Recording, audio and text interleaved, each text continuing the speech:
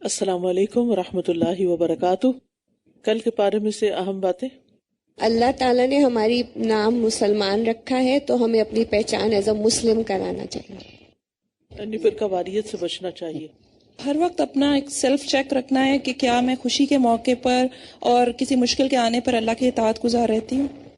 اللہ اس کی مدد ضرور کرتا ہے جو اس کے دین کی مدد کرتا ہے۔ خیر الرازقین اللہ کی صفت ہے، وہ اس کو بھی رزق دیتا ہے جو اس پہ ایمان رکھتا ہے، جو نہیں رکھتا اس کو بھی رزق دیتا ہے۔ شر تو آزمائش ہے ہی، لیکن خیر بھی آزمائش ہے۔ جس چیز کے ہم مالک ہوتے ہیں اس کے ہم محتاج ہو جاتے ہیں، لیکن اللہ سبحانہ وتعالیٰ سب چیز کو ان کا مالک ہے، لیکن اللہ سبحانہ وتعالیٰ کسی کا محتاج نہیں۔ متکبرین کو اللہ پسند نہیں کرتا۔ ہمیں اپنے لیے آسان حساب کی دعا کرنی چاہیے۔ اصل دائی سوچنے پر ابھارتا ہے، شعور کو جگاتا ہے۔ اسباب اختیار کرنے ہیں پر بھروسہ اللہ پر ہی کرنا ہے۔ ارذل عمر سے پناہ مانگنی چاہیے۔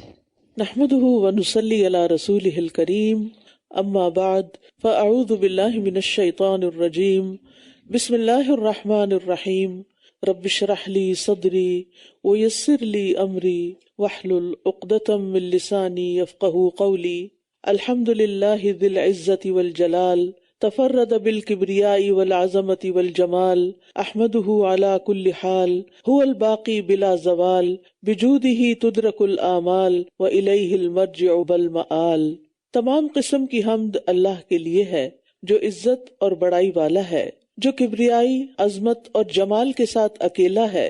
میں ہر حال میں اس کی حمد کرتی ہوں، وہ ہمیشہ قائم رہنے والا ہے، اس کو کوئی زوال نہیں۔ اللہ کی سخاوت کے سبب ہی آرزوؤں کو حاصل کیا جا سکتا ہے، اور اسی کی طرف لوٹنا ہے اور اسی کی طرف انجام کار ہے۔ 18واں پارہ۔ بسم اللہ الرحمن الرحیم،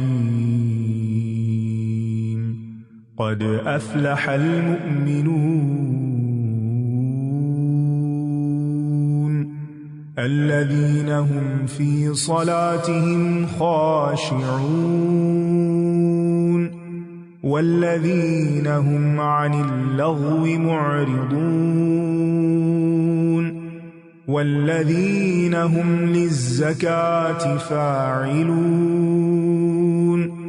والذین هم لفروجهم حافظون إلا على أزواجهم أو ما ملكت أيمانهم فإنهم غير ملومين۔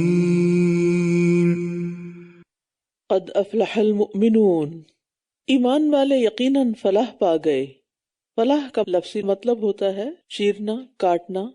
کاشتکار کو فلاح کہا جاتا ہے کیونکہ وہ زمین کو چیر پھاڑ کر اس میں بیج بوتا ہے، لیکن شرعی اصطلاح میں کامیاب وہ ہوتا ہے جو دنیا میں رہ کر اپنے رب کو راضی کر لے اور اس کے بدلے میں آخرت میں اللہ کی رحمت اور مغفرت کا مستحق قرار پائے، یعنی دنیا میں اللہ کی رضا میں جیے اور آخرت میں اللہ کی جنت میں جیے۔ اور اصل کامیابی آخرت کی کامیابی ہے۔ اس کے ساتھ ساتھ اگر دنیا کی سعادت و کامرانی بھی مل جائے تو بہت خوب، لیکن اگر دنیا میں انسان کو کوئی تکلیف بھی ہے مگر اس تکلیف کے بدلے آخرت کی راحت ہے تو ایسا شخص یقیناً کامیاب ہے۔ اور قرآن مجید میں آتا ہے فَمَنْ زُحْزِحَ عَنِ النَّارِ وَأُدْخِلَ الْجَنَّةَ فَقَدْ فَازَ، تو جو شخص آگ سے دور کر دیا گیا اور جنت میں داخل کر دیا گیا تو یقیناً وہ کامیاب ہو گیا، اور دنیا کی زندگی تو دھوکے کے سامان کے سوا کچھ نہیں۔ تو کامیاب لوگوں کی یہاں پر کچھ صفات بتائی گئی ہیں، جس میں سے پہلی صفت ایمان اور توحید ہے۔ قد افلح المؤمنون، ایمان لانے والے یقینی طور پر فلاح پا گئے۔ رسول اللہ صلی اللہ علیہ وسلم نے فرمایا، جو شخص اللہ اور اس کے رسول پر ایمان لائے اور نماز قائم کرے اور رمضان کے روزے رکھے تو اللہ پر حق ہے کہ وہ اسے جنت میں داخل کرے گا۔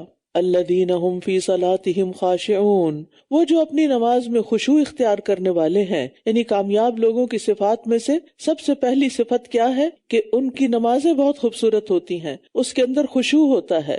خشوع کہتے ہیں قلب کی یکسوئی اور مصروفیت کو، کہ انسان کا جو دل ہے وہ یکسو ہے، اللہ سبحانہ تعالیٰ کی طرف متوجہ ہے، اور دل جب یکسو ہو جاتا ہے تو پھر اعضاء بھی ساتھ دیتے ہیں۔ اس لیے کوشش یہ کرنی چاہیے کہ نماز میں خیالات اور وسوسوں کے ہجوم سے دل کو محفوظ رکھا جائے اور اللہ تعالیٰ کی عظمت و جلال دل میں بیٹھے۔ اور پھر اعضاء اور دل کی یکسوئی کیا ہے کہ انسان ادھر ادھر نہ دیکھے، کھیل کود نہ کرے، بالوں اور کپڑوں کو سنوارنے میں نہ لگا رہے، بلکہ خوف اور خشیت اور عاجزی کی ایسی کیفیت ہو جیسے کسی بڑے بادشاہ کے سامنے کھڑے ہو کر ہوتی ہے۔ خشوع سے مراد رونا نہیں ہے بلکہ دل کا متوجہ ہونا ہے، اعضاء کا پرسکون ہونا ہے۔ اور خشوع سے نماز پڑھنے والے کے لیے اللہ کا وعدہ ہے کہ وہ اس کی بخشش فرمائے گا، اور یہ جنت میں داخل کرنے والا عمل ہے۔ والذین هم عن اللغو معرضون، اور وہ جو لغویات سے منہ موڑنے والے ہیں۔ لغو ہر وہ کام اور بات جس کا کوئی فائدہ نہ ہو، نہ دین کا نہ دنیا کا۔ اس میں کھیل کود اور ہنسی مذاق بھی داخل ہو جاتا ہے، اور مروت کے خلاف کام بھی داخل ہیں۔ لغو سے اعراض کرنے کا مطلب کیا ہے کہ انسان اس کی طرف توجہ ہی نہ کرے، اس میں اپنا وقت ضائع ہی نہ کرے، کیونکہ انسان کے اسلام کا حسن کیا ہے؟ من حسن اسلام المرء ترکہ ما لا یعنیہ، انسان کے اسلام کی خوبی یہ ہے کہ وہ بے فائدہ چیزوں کو چھوڑ دے۔ تو بات یہ ہے کہ انسان کو کوشش یہ کرنی ہے کہ اپنے کلام سے، اپنے اعمال میں سے لغو کی جگہ مفید چیزیں شامل کر لیں، لغو باتوں کو مفید باتوں میں بدل دیں۔ والذین هم للزکاۃ فاعلون، اور وہ جو زکوٰۃ ادا کرنے والے ہیں۔ اس سے مراد بعض کے نزدیک جو فرض زکوٰۃ ہے وہ ہے، جس میں نصاب اور زکوٰۃ کی پھر پرسنٹیج کہ کتنے فیصد دینی ہوتی ہے، یہ سب چیزیں۔ لیکن چونکہ یہ حکم مکہ میں ابھی نہیں آیا تھا، تو اس لیے بعض نے اس سے مراد لی ہے کہ ایسے کاموں کو شروع کرنا، ایسے افعال کا اختیار کرنا جس سے نفس اور اخلاق اور کردار کی پاکیزگی ہو، یعنی ایسے کام جو اخلاق کو پاک کرنے والے ہوں۔ والذین هم لفروجہم حافظون، اور وہ جو اپنی شرمگاہوں کی حفاظت کرنے والے ہیں۔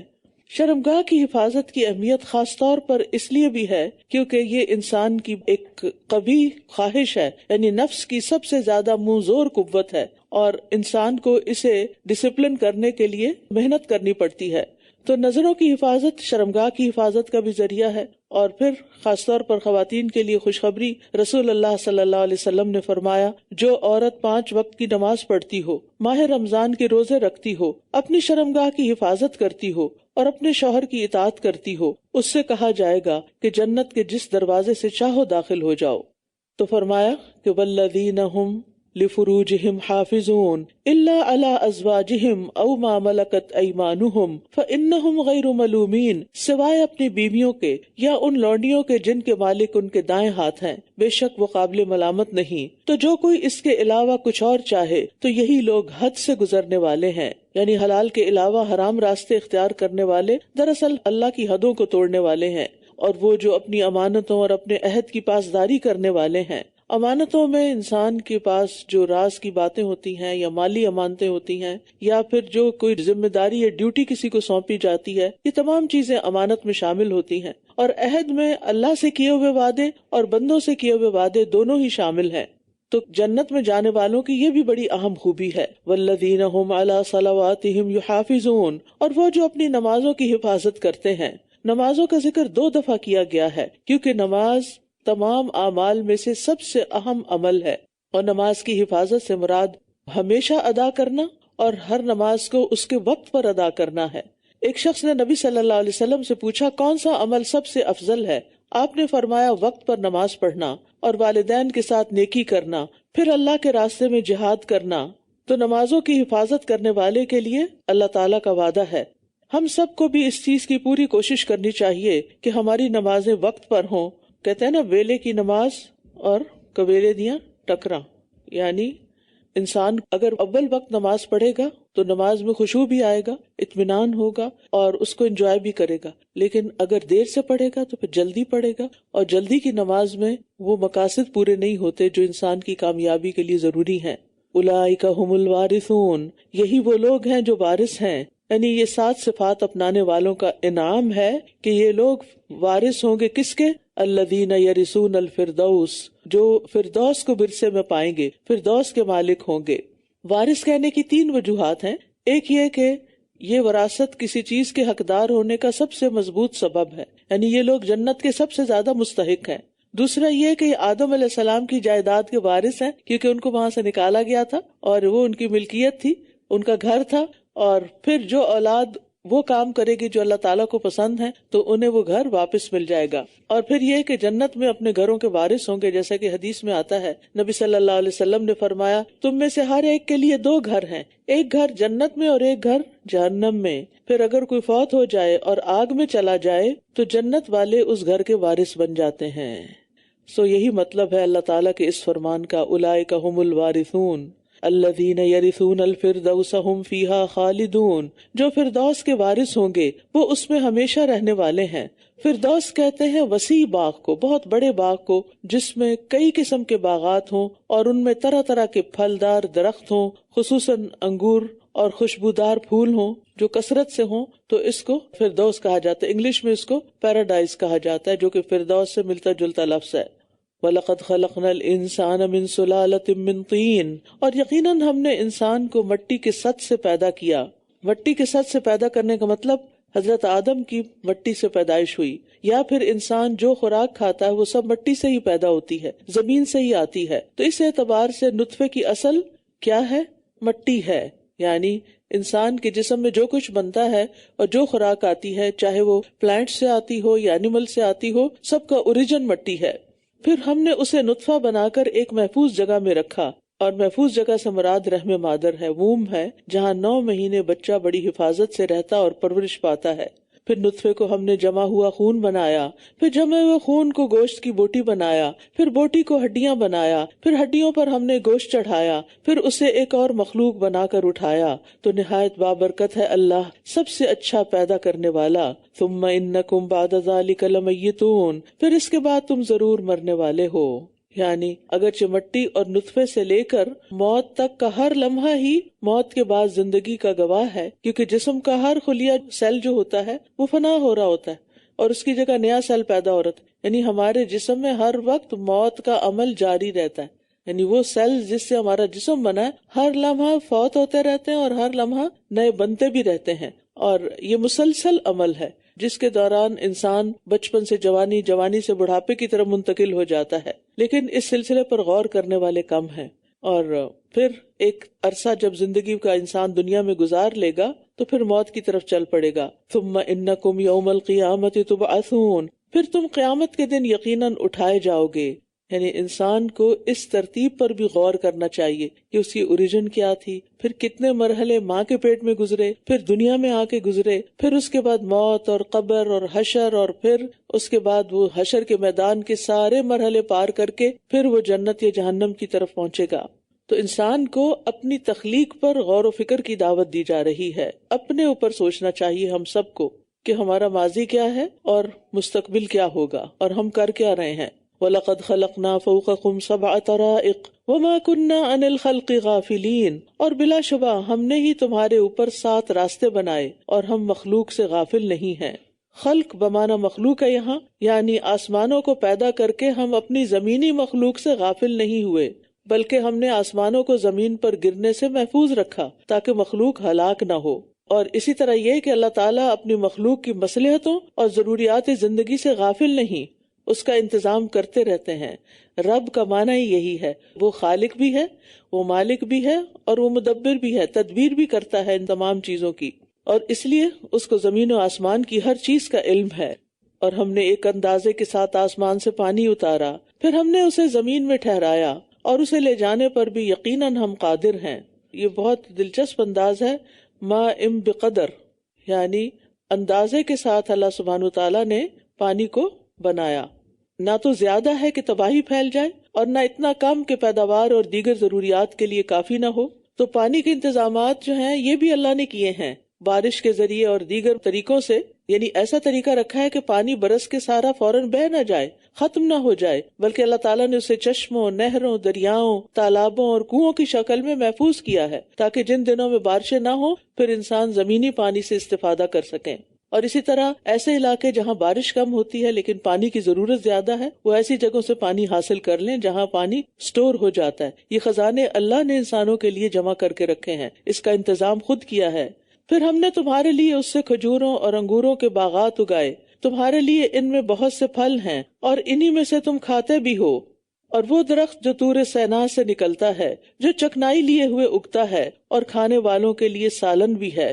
اس سے مراد زیتون کا درخت ہے جس کا تیل جو ہے وہ سالن کے طور پر اور اسی طرح پھل بھی استعمال کیا جاتا ہے.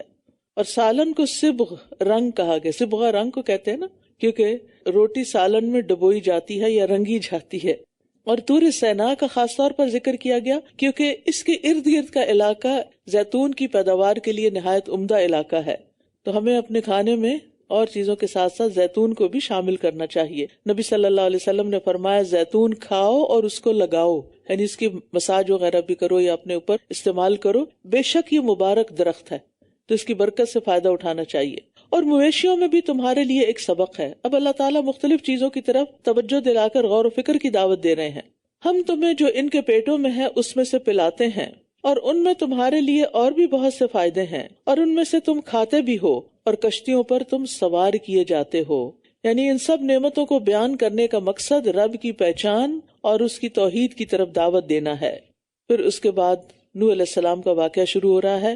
وَلَقَدْ أَرْسَلْنَا نُوحًا إِلَىٰ قَوْمِهِ فَقَالَ يَا قَوْمِ اعْبُدُوا اللَّهَ مَا لَكُم مِّنْ إِلَٰهٍ غَيْرُهُ أَفَلَا تَتَّقُونَ. اور ہم نے نوح کو اس کی قوم کی طرف بھیجا تو اس نے کہا اے میری قوم اللہ کی عبادت کرو، اس کے سوا تمہارا کوئی معبود نہیں، کیا پھر تم ڈرتے نہیں؟ تو اس کی قوم کے وہ سردار جنہوں نے کفر کیا کہنے لگے یہ تم جیسا ہی ایک انسان ہے جو تم پر فضیلت حاصل کرنا چاہتا ہے، اور اگر اللہ چاہتا تو وہ کسی فرشتے کو اتار دیتا. ہم نے اپنے پہلے آباء و اجداد میں یہ بات سنی ہی نہیں یہ مگر ایک شخص جسے جنون لاحق ہے، بس تم ایک وقت تک اس کا انتظار کرو، یعنی دیکھتے جاؤ آگے آگے ہوتا ہے کیا، یہ تو ایک مجنون شخص ہے. اس نے کہا اے میرے رب، انہوں نے جو مجھے جھٹلایا ہے اس پر تو ہی میری مدد فرما. نوح علیہ السلام نے یہ دعا 950 سال تبلیغ کرنے کے بعد کی تھی. یہ نہیں کہ ایک دفعہ بتایا نہیں مانے تو کہا اللہ ان کو برباد کر دے، ایسا نہیں. آپ سوچئے کہ 100 سال بھی گزرنے ایک معنی رکھتا ہے، پھر 200 سال، پھر 300، پھر 400، پھر 500، پھر 600، پھر 700، پھر 800، پھر 900 سال گزر گئے، اس پر بھی 50 سال اور اوپر گزر گئے، آلموسٹ ملینیم. تو یہ کوئی تھوڑا عرصہ تھا. اگر قرآن ہمیں نہ بتاتا تو ہمیں یقین نہ آتا، کوئی اور کہانی سناتا. تو اتنا صبر، اتنا طویل صبر.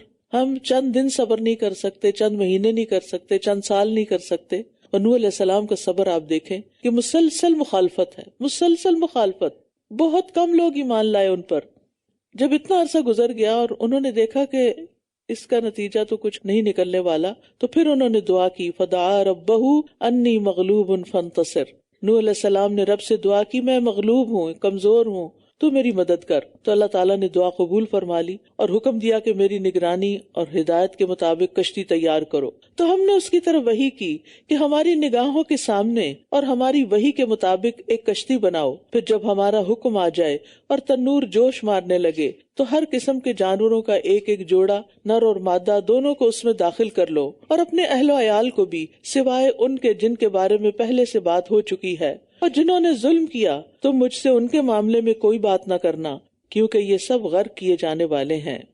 پھر جب تم اور جو تمہارے ساتھ ہیں کشتی پر سوار ہو جاؤ تو کہنا الحمدللہ الذی نجانا من القوم الظالمین. سب تعریف اللہ کے لیے ہے جس نے ہمیں ظالم قوم سے نجات دی.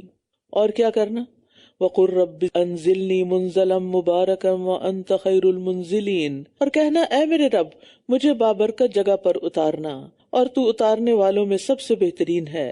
نوح علیہ السلام کی سکھائی گئی دعا کا دوسرا حصہ کیا ہے کہ اے اللہ مجھے بابرکت جگہ پر اتارنا، یعنی میری سواری بھی اچھی ہو اور جہاں جا کر اتروں وہ جگہ بھی اچھی ہو، یعنی نہ سوار ہوتے وقت کوئی تکلیف ہو اور نہ جہاں اترے وہاں کوئی آفت آئے، کیونکہ ان کو تو اپنی منزل کا کچھ پتہ نہیں تھا کہ کہاں اترنا ہے، کہاں جانا ہے. جب آپ کسی گاڑی میں بیٹھتے ہیں تو آپ کو پتہ ہوتا نہیں ہے کہاں اتارے گی یا کہاں لے کے جانا ہے. کسی جہاز میں بیٹھتے ہیں تو آپ کو پتہ ہوتا ہے ڈیسٹینیشن کیا ہے. کسی شپ میں بیٹھتے ہیں ڈیسٹینیشن پتہ ہوتا ہے. نوح علیہ السلام کو تو نہیں پتہ تھا کہ کشتی نے کہاں جا کے رکنا ہے، تو انہوں نے دعا کی، اور یہ دعا اللہ تعالیٰ نے خود سکھائی. وَقُلْ رَبِّ أَنزِلْنِي مُنزَلًا مُبَارَكًا وَأَنْتَ خَيْرُ الْمُنزِلِينَ. اور نبی صلی اللہ علیہ وسلم کو اس سے ملتی جلتی ایک دعا سکھائی گئی تھی وَقُلْ رَبِّ أَدْخِلْنِي مُدْخَلَ صِدْقٍ وَأَخْرِجْنِي مُخْرَجَ صِدْقٍ وَاجْعَلْ لِي مِن لَّدُنْكَ سُلْطَانًا نَصِيرًا. اور کہہ دیجئے اے میرے رب داخل کر مجھے سچا داخل کرنا اور نکال مجھے سچا نکالنا، اور میرے لیے اپنی طرف سے ایسا غلبہ بنا جو مددگار ہو. اور ان دونوں دعاؤں کو قل کہہ کر پڑھنے کا حکم دیا گیا ہے. تو آپ بھی گھر سے نکلتے اور داخل ہوتے وقت ان دعاؤں کو پڑھ لیا کریں، کیونکہ عام طور پر ہم نکلتے وقت تو پڑھ لیتے ہیں جہاں جا رہے ہیں اللہ وہ جگہ ہمارے لیے مبارک ہو، لیکن گھر کے لیے نہیں پڑھتے، اندر داخل ہوتے ہوئے نہیں پڑھتے کہ اللہ ہمارے گھر کو بھی ہمارے لیے بابرکت بنا دے. تو ان دونوں دعاؤں کو بکثرت پڑھنا چاہیے کہ جہاں بھی ہم جائیں اللہ سبحانہ وتعالی ہمیں باعزت اور بابرکت منزل عطا کرے. اور اس کے ساتھ ساتھ ایک اور گھر کی بھی نیت کرنی چاہیے. وہ کون سا؟ جنت کا گھر، کہ اللہ ہمیں دنیا میں تو اچھا ٹھکانہ دے اور اس کے ساتھ ساتھ آخرت میں بھی. ان فی ذلک لآیات وان کنا لمبتلین، یقیناً اس میں بہت سی نشانیاں ہیں اور بے شک ہم ضرور آزمانے والے ہیں. یعنی نوح علیہ السلام کے قصے میں بہت سی نشانیاں ہیں، بہت سی عبرتیں ہیں. اس میں نوح علیہ السلام کے اولو العزم پیغمبر ہونا، ان کا بے مثال صبر اور قوم کے ایمان نہ لانے پر ان کی بددعا کی قبولیت، پھر ان کے دشمنوں کا غرق ہونا، اللہ تعالیٰ کا ان کی رسالت کی تصدیق کرنا، ان کی تعریف کرنا. پھر نوح علیہ السلام کی قوم جیسی دیگر رسولوں کو جھٹلانے والی قوموں کے لیے بھی اس میں نشانیاں ہیں کہ جس قوم نے اللہ کی بات نہیں مانی پھر ان کا انجام کیا ہوا. پھر آپ دیکھیں کہ اللہ کی قدرت کی کیسی کیسی نشانیاں ہیں کہ اتنا بڑا طوفان جس سے پہاڑ بھی نہیں بچے، پہاڑ بھی ڈوب گئے. جی سوچ کے بھی ہول آتا ہے نا کہ اتنا پانی، اور اس میں اللہ تعالیٰ نے نوح علیہ السلام اور ان کے ساتھیوں کو محفوظ رکھا جو بھی کشتی میں سوار تھے، اور بابرکت طریقے سے اتار کر بابرکت جگہ عطا کی. اسی طرح اللہ سبحانہ تعالیٰ کی کامل حکمت اور اللہ کے علم کا بھی پتہ چلتا ہے. اور اتنے تباہ کن طوفان میں انسانی ضروریات اور جانوروں کی بقا کا انتظام بھی طے کیا. یعنی بہت سی نشانیاں ہیں اگر اس میں غور کرے. اور اس کے علاوہ پھر ان کے بیٹے کا رویہ اور اس کے ساتھ جو معاملہ ہوا وہ سب بھی قابل غور ہے. ثم انشأنا من بعدهم قرنا آخرین، پھر ہم نے ان کے بعد دوسرے لوگ اٹھائے.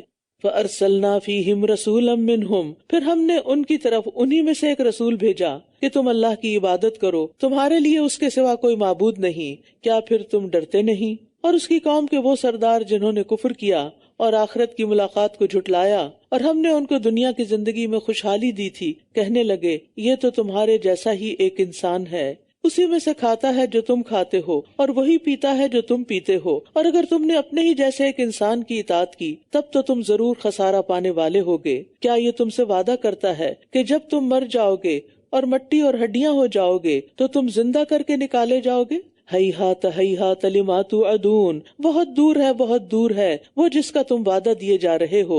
زندگی تو بس ہماری دنیا کی زندگی ہے، ہم اسی میں مرتے ہیں اور جیتے ہیں اور ہم دوبارہ اٹھائے جانے والے نہیں. یہ تو ایسا شخص ہے جس نے اللہ پر جھوٹ گڑھ لیا ہے اور ہم اس پر ایمان لانے والے نہیں. اس نے کہا اے میرے رب، انہوں نے جو مجھے جھٹلایا ہے اس پر تو ہی میری مدد فرما. جھٹلا قوم رہی ہے اور نوح علیہ السلام اس سے جھگڑنے کی بجائے یا کسی اور کے پاس جانے کی بجائے اللہ کی طرف جاتے ہیں اور اللہ سے مدد مانگتے ہیں. فرمایا کچھ ہی دیر میں یہ ضرور نادم ہو جائیں گے، ان کو لگ پتا جائے گا کہ اب ان کے ساتھ ہوتا ہے کیا. تو انہیں ایک چنگھاڑ نے حق کے ساتھ آ پکڑا، پھر ہم نے انہیں کوڑا کرکٹ بنا دیا. تو اللہ کی رحمت سے دوری ہو ظالم قوم کے لیے. پھر ان کے بعد ہم نے دوسری قومیں اٹھائیں. کوئی امت اپنے مقررہ وقت سے نہ آگے بڑھ سکتی ہے اور نہ پیچھے رہ سکتی ہے. یعنی اللہ تعالیٰ نے زندگی کی جو مدت مقرر کر دی ہے وہ دنیا میں نہ اس سے کم ٹھہرتی ہے اور نہ زیادہ. پھر ہم نے پے در پے اپنے رسولوں کو بھیجا. جب بھی کسی امت میں اس کا رسول آیا انہوں نے اسے جھٹلا دیا تو ہم نے ہلاکت میں ایک کو دوسرے کے پیچھے لگا دیا اور ہم نے انہیں قصے کہانیاں بنا دیا. تو ان لوگوں کے لیے اللہ کی رحمت سے دوری ہے جو ایمان نہیں لاتے. پھر ہم نے موسیٰ اور اس کے بھائی ہارون کو اپنی نشانیوں اور واضح دلیل کے ساتھ بھیجا فرعون اور اس کے سرداروں کی طرف، تو انہوں نے تکبر کیا اور وہ سرکش لوگ تھے. تو وہ کہنے لگے کیا ہم اپنے جیسے دو انسانوں پر ایمان لائیں؟ دو انسان کون سے ہیں؟ موسیٰ اور ہارون علیہ السلام. جبکہ ان کی قوم ہماری غلام ہے تو انہوں نے ان دونوں کو جھٹلا دیا تو وہ بھی ہلاک کیے جانے والوں میں سے ہو گئے.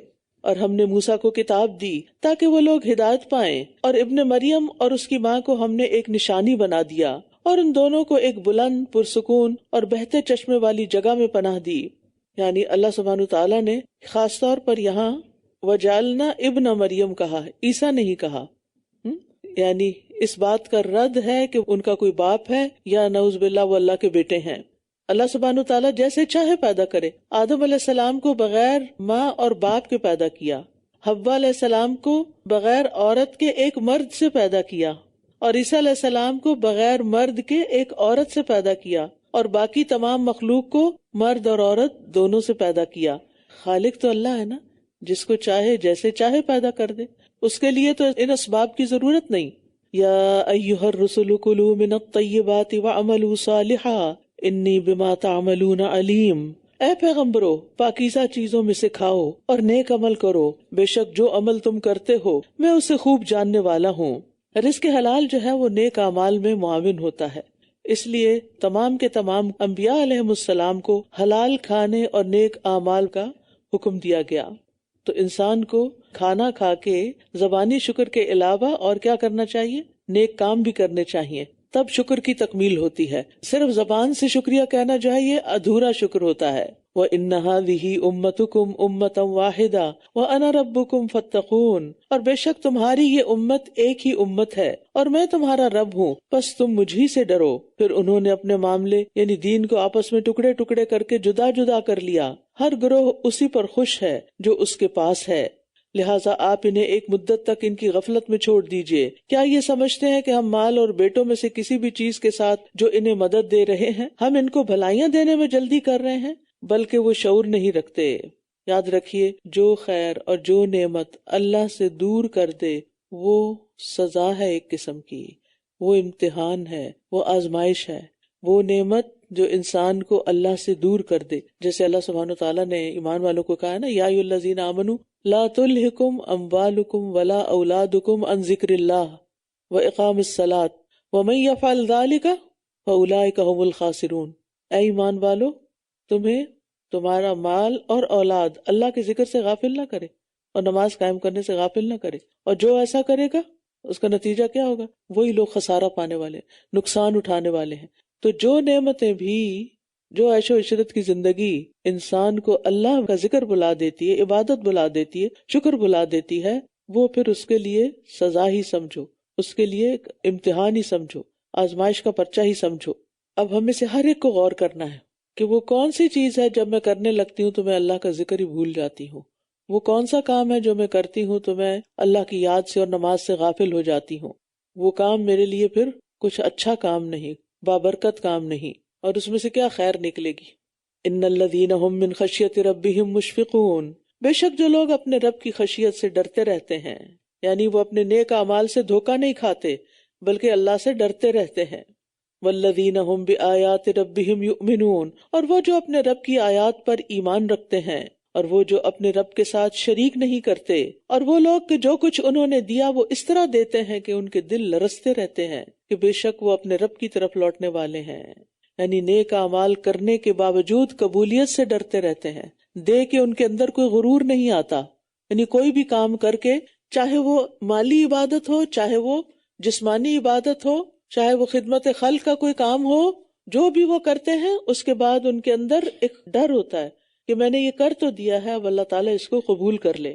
اس کے بارے میں حضرت عائشہ فرماتی ہے کہ میں نے رسول اللہ صلی اللہ علیہ وسلم سے اس آیت کے بارے میں پوچھا کہ والذین یؤتون ما آتوا وقلوبہم وجلہ، اور جو دیتے ہیں، جو کچھ دیتے ہیں اور ان کے دل اس سے ڈرتے ہیں کہ وہ اپنے رب کی طرف لوٹنے والے ہیں، یعنی اس آیت کے بارے میں پوچھا تو کیا یہ وہ لوگ ہیں جو شراب پیتے ہیں اور چوری کرتے ہیں؟ آپ نے فرمایا نہیں ہے صدیق کی بیٹی، نہیں، بلکہ اس سے مراد وہ لوگ ہیں جو روزے رکھتے ہیں اور نماز پڑھتے ہیں اور صدقہ دیتے ہیں، اور اس بات سے ڈرتے ہیں کہ کہیں ایسا نہ ہو کہ ان سے قبول نہ کیا جائے۔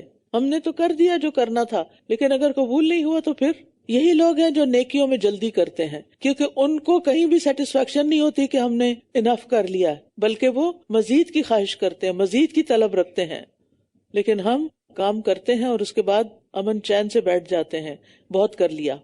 اولئک یسارعون فی الخیرات وہم لہا سابقون، یہی وہ لوگ ہیں جو نیکیوں میں جلدی کرتے ہیں اور یہی ان کی طرف سبقت کرنے والے ہیں، اور ہم کسی بھی جان کو اس کی وسعت سے زیادہ تکلیف نہیں دیتے، اور ہمارے پاس ایک کتاب ہے جو حق کے ساتھ بولے گی، اعمال نامہ، اور وہ ظلم نہ کیے جائیں گے، بلکہ ان کے دل اس سے غفلت میں ہیں، بلکہ ان کے لیے اس کے علاوہ بھی کچھ اعمال ہیں جو یہ کر رہے ہیں، یہاں تک کہ جب ہم ان کے خوشحال لوگوں کو عذاب میں پکڑ لیں گے تو یکا یک یہ چلانے لگیں گے، آج تم چلاؤ مت، بے شک تمہیں ہماری طرف سے کوئی مدد نہ دی جائے گی، بلا شبہ میری آیات تم پر پڑھی جاتی تھیں تو تم اپنی ایڑیوں پر الٹے پھر جاتے تھے، تکبر کرتے ہوئے اس کلام کے بارے میں رات کو باتیں بناتے ہوئے بےہودہ گوئی کرتے تھے، یعنی قرآن مجید کا مذاق اڑاتے تھے تم، کیا انہوں نے اس کلام میں غور و فکر نہیں کیا؟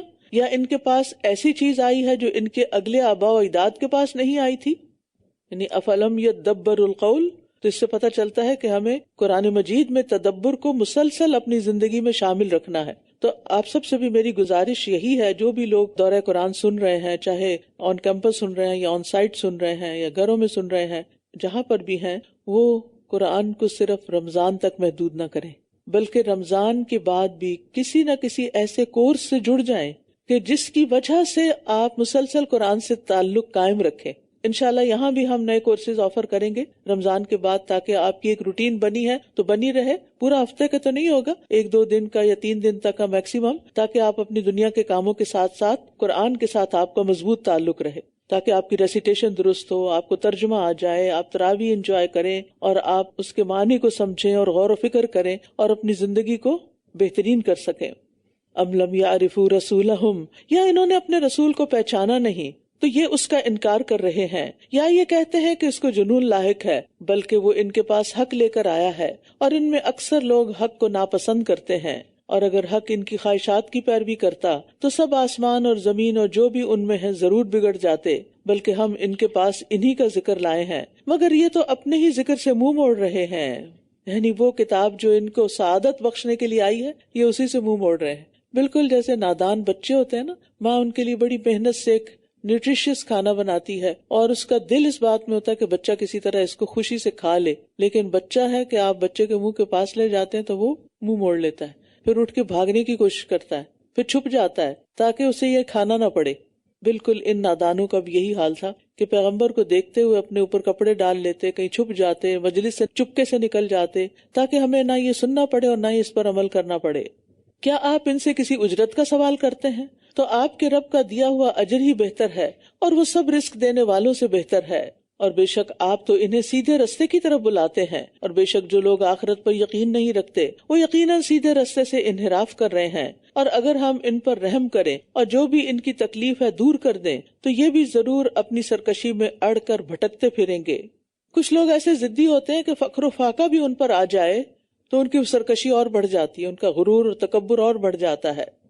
وَلَقَدْ أَخَذْنَاهُمْ بِالْعَذَابِ فَمَا اسْتَكَانُوا لِرَبِّهِمْ وَمَا يَتَضَرَّعُونَ، اور ہم نے انہیں عذاب میں پکڑا لیکن نہ تو یہ اپنے رب کے آگے جھکے اور نہ ہی یہ گڑ گڑاتے تھے۔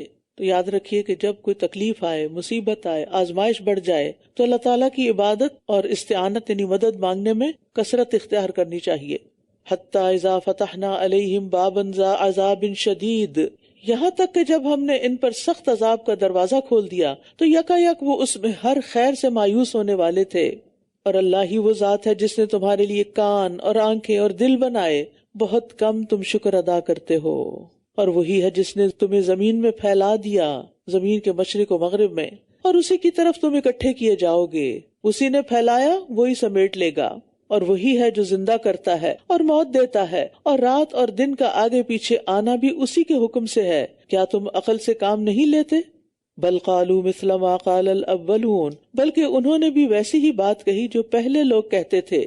کیا کہتے تھے وہ؟ انہوں نے کہا تھا کہ جب ہم مر جائیں گے اور ہم مٹی اور ہڈیاں ہو جائیں گے تو کیا واقعی ہم ضرور دوبارہ اٹھائے جائیں گے؟ یقیناً ہم سے اور ہمارے آباء و اجداد سے اس سے پہلے یہی وعدہ کیا گیا، یہ تو محض پہلوں کی کہانیاں ہیں۔ یعنی انہیں قیامت کا تذکرہ، آخرت کا تذکرہ ایک کہانی لگتا تھا بس۔ کہہ دیجئے یہ زمین اور جو کچھ اس میں ہے کس کا ہے اگر تم جانتے ہو؟ ضرور کہیں گے اللہ ہی کا ہے۔ آپ کہہ دیجئے کیا پھر بھی تم نصیحت حاصل نہیں کرتے؟ کہہ دیجئے 7 آسمانوں کا رب اور عرش عظیم کا رب کون ہے؟ یہ ضرور کہیں گے اللہ ہی کا ہے۔ کہہ دیجئے کیا پھر تم ڈرتے نہیں؟ کہہ دیجئے کون ہے وہ جس کے ہاتھ میں ہر چیز کی بادشاہت ہے اور وہ پناہ دیتا ہے اور اس کے مقابلے میں پناہ دی نہیں جاتی اگر تم علم رکھتے ہو۔ یعنی وہ تمہاری حفاظت کرتا ہے، تمہیں بچاتا ہے طرح طرح کی مصیبتوں سے، لیکن اس کو کوئی تکلیف لاحق نہیں ہوتی، اسے کسی بھی تکلیف سے بچنے کے لیے کوئی پناہ نہیں چاہیے کیونکہ اس کو کوئی تکلیف دے ہی نہیں سکتا۔ سَيَقُولُونَ لِلَّهِ قُلْ فَأَنَّىٰ تُسْحَرُونَ، وہ ضرور کہیں گے کہ اللہ ہی کے لیے ہے۔ کہہ دیجئے پھر تم کہاں سے جادو کیے جاتے ہو، کہاں سے مسحور ہو جاتے ہو؟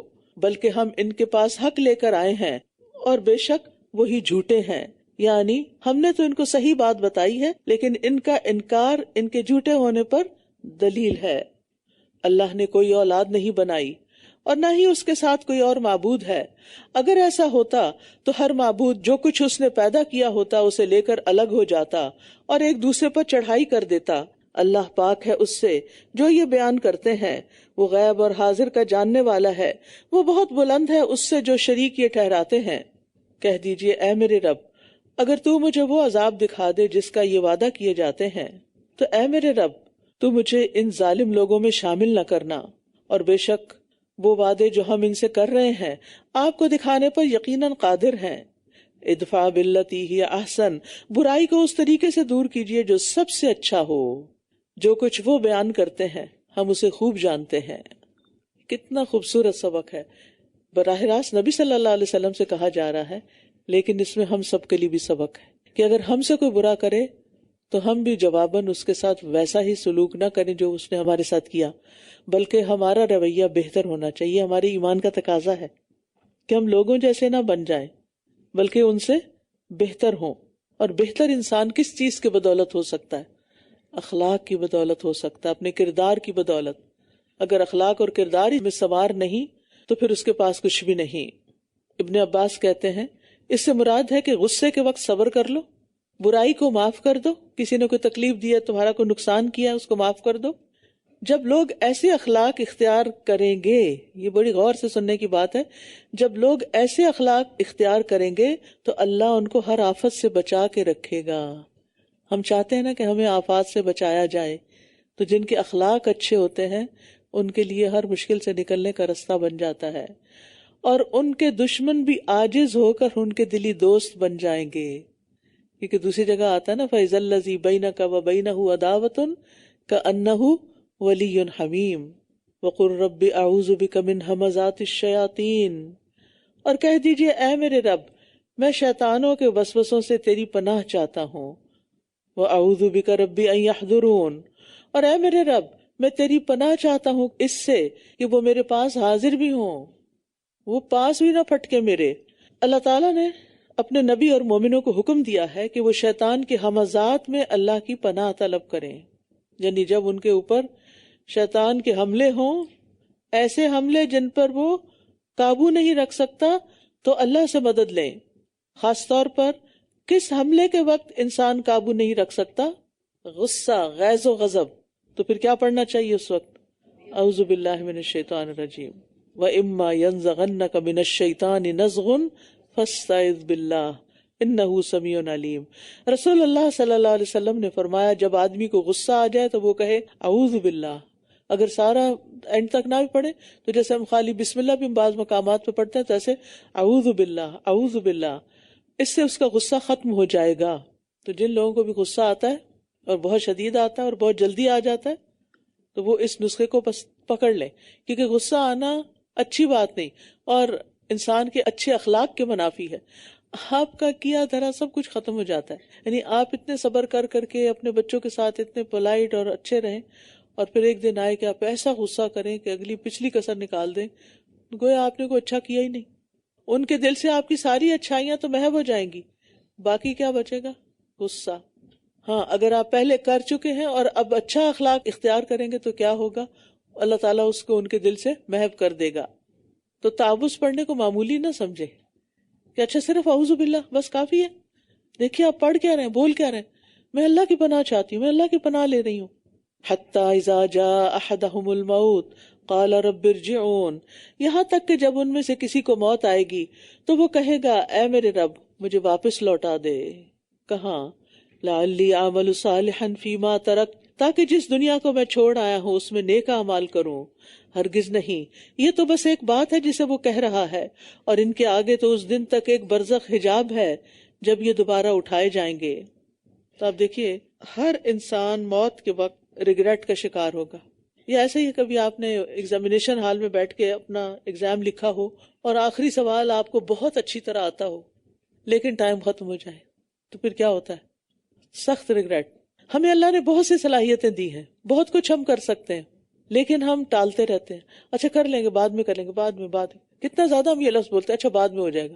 تھوڑی سی ایکسٹرا ایفرٹ نہیں کرتے، تکلیف نہیں اٹھاتے اور بعد پہ ڈال دیتے.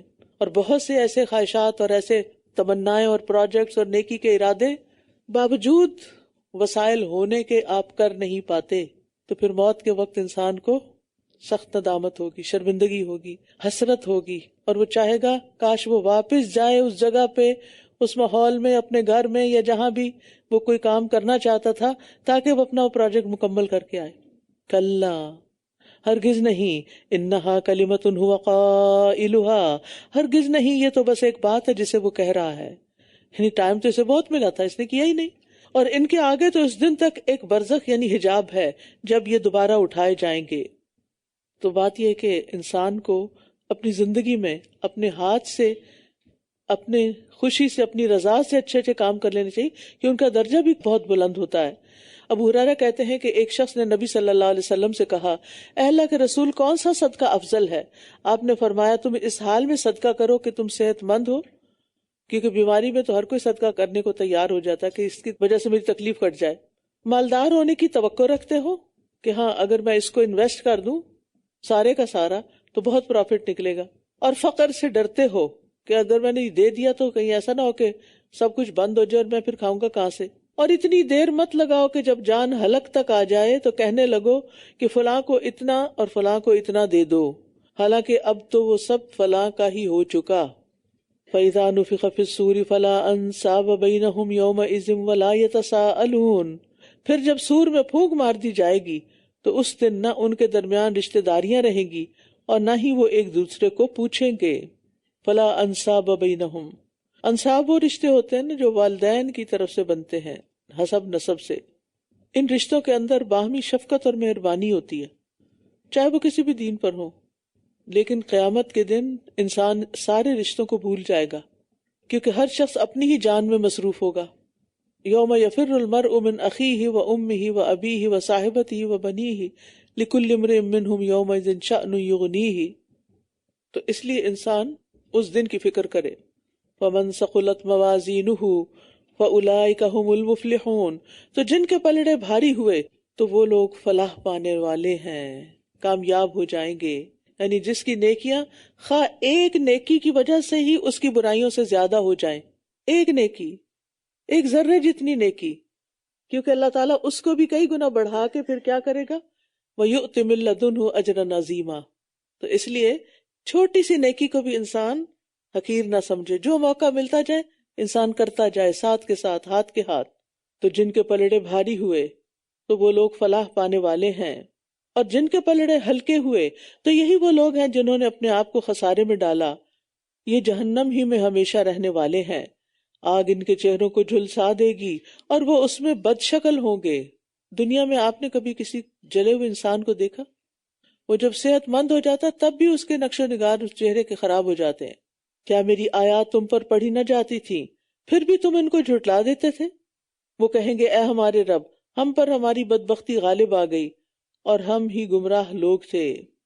یعنی اصل مسئلہ کیا تھا؟ ہماری خواہشات اور لذتیں وہ ہم پر چھا گئی تھی، غالب آ گئی تھی.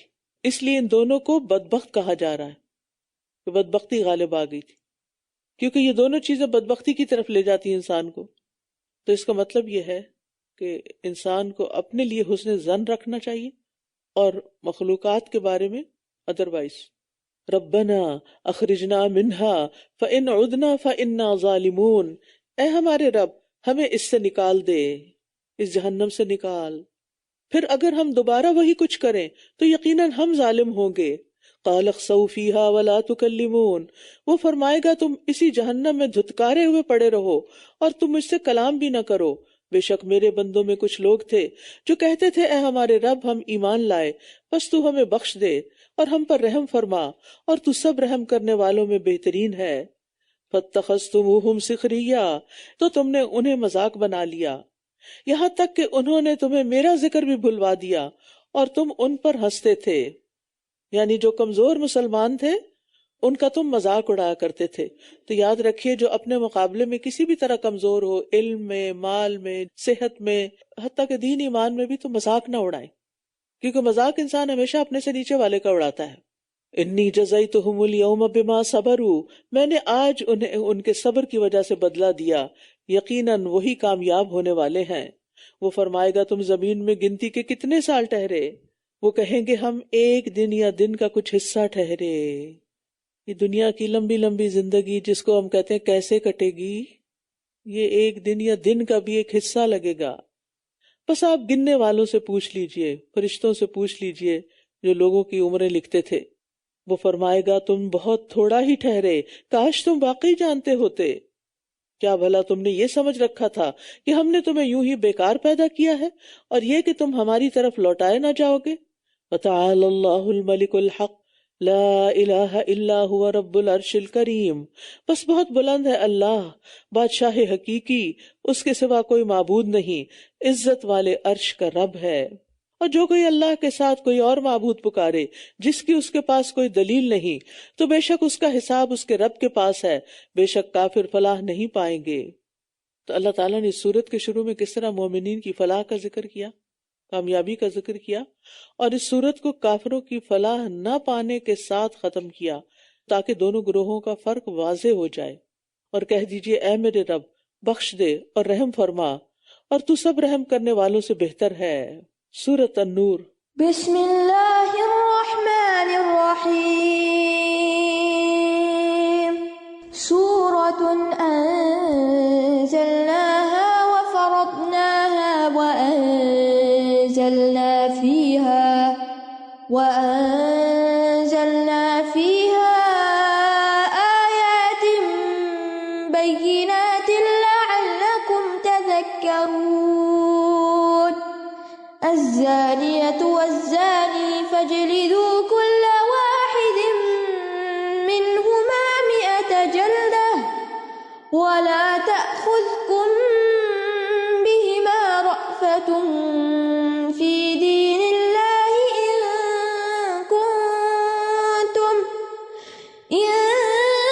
كنتم تؤمنون بالله واليوم الآخر وليشهد عذابهما طائفة من المؤمنين.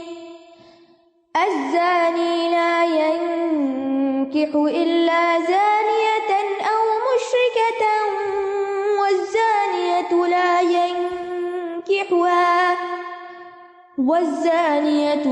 ينكحها إلا زان أو مشرك وحرم ذلك على المؤمنين. بسم اللہ الرحمن الرحیم. سورۃ انزلناها وفرضناها وانزلنا فیها آیات بینات لعلکم تذکرون. یہ ایک سورت ہے، اسے ہم نے نازل کیا اور ہم نے اسے فرض کر دیا ہے، یعنی اس میں آنے والے احکامات فرض کا درجہ رکھتے ہیں، اور ہم نے اس میں واضح آیات نازل کی ہیں تاکہ تم نصیحت حاصل کرو. زانیہ عورت اور زانی مرد، ان دونوں میں سے ہر ایک کو 100 کوڑے لگاؤ، اور ان دونوں پر اللہ کے دین کے معاملے میں تمہیں کوئی ترس نہ آئے اگر تم اللہ پر اور یوم آخرت پر ایمان رکھتے ہو. اور چاہیے کہ ان دونوں کو سزا دینے کے موقع پر مومنوں کا ایک گروہ ضرور حاضر ہو. زنا کی مذمت ہمارے دین میں بہت واضح ہے. نبی صلی اللہ علیہ وسلم نے فرمایا زانی جس وقت زنا کرتا ہے وہ مومن نہیں ہوتا، یعنی ایمان چلا جاتا ہے. اور آخرت میں انجام کیا ہے؟ رسول اللہ صلی اللہ علیہ وسلم نے فرمایا میرے پاس 2 آدمی آئے، انہوں نے میرا بازو پکڑا اور مجھے ایک دشوار گزار پہاڑ کے پاس لے گئے. تو وہاں کچھ لوگ تھے جو بری طرح پھولے ہوئے تھے اور ان سے بیت الخلاء کی طرح بدترین بدبو آ رہی تھی. میں نے پوچھا یہ کون ہے؟ انہوں نے کہا یہ زانی مرد اور زانی عورتیں ہیں. یہ تو آخرت کی سزا ہے، اور دنیا میں بھی ایسا شخص ایمان کی دولت سے محروم ہو جاتا ہے.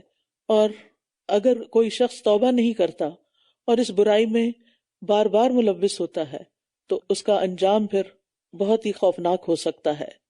دنیا میں بھی ایسی برائیاں انسان کے گھروں کی برکت ختم کر دیتی ہیں، اللہ کی طرف جانے میں رکاوٹ پیدا کر دیتی ہیں، اور اس کے علاوہ بھی بے شمار دیگر سماجی اور معاشرتی مسائل پیدا ہو جاتے ہیں.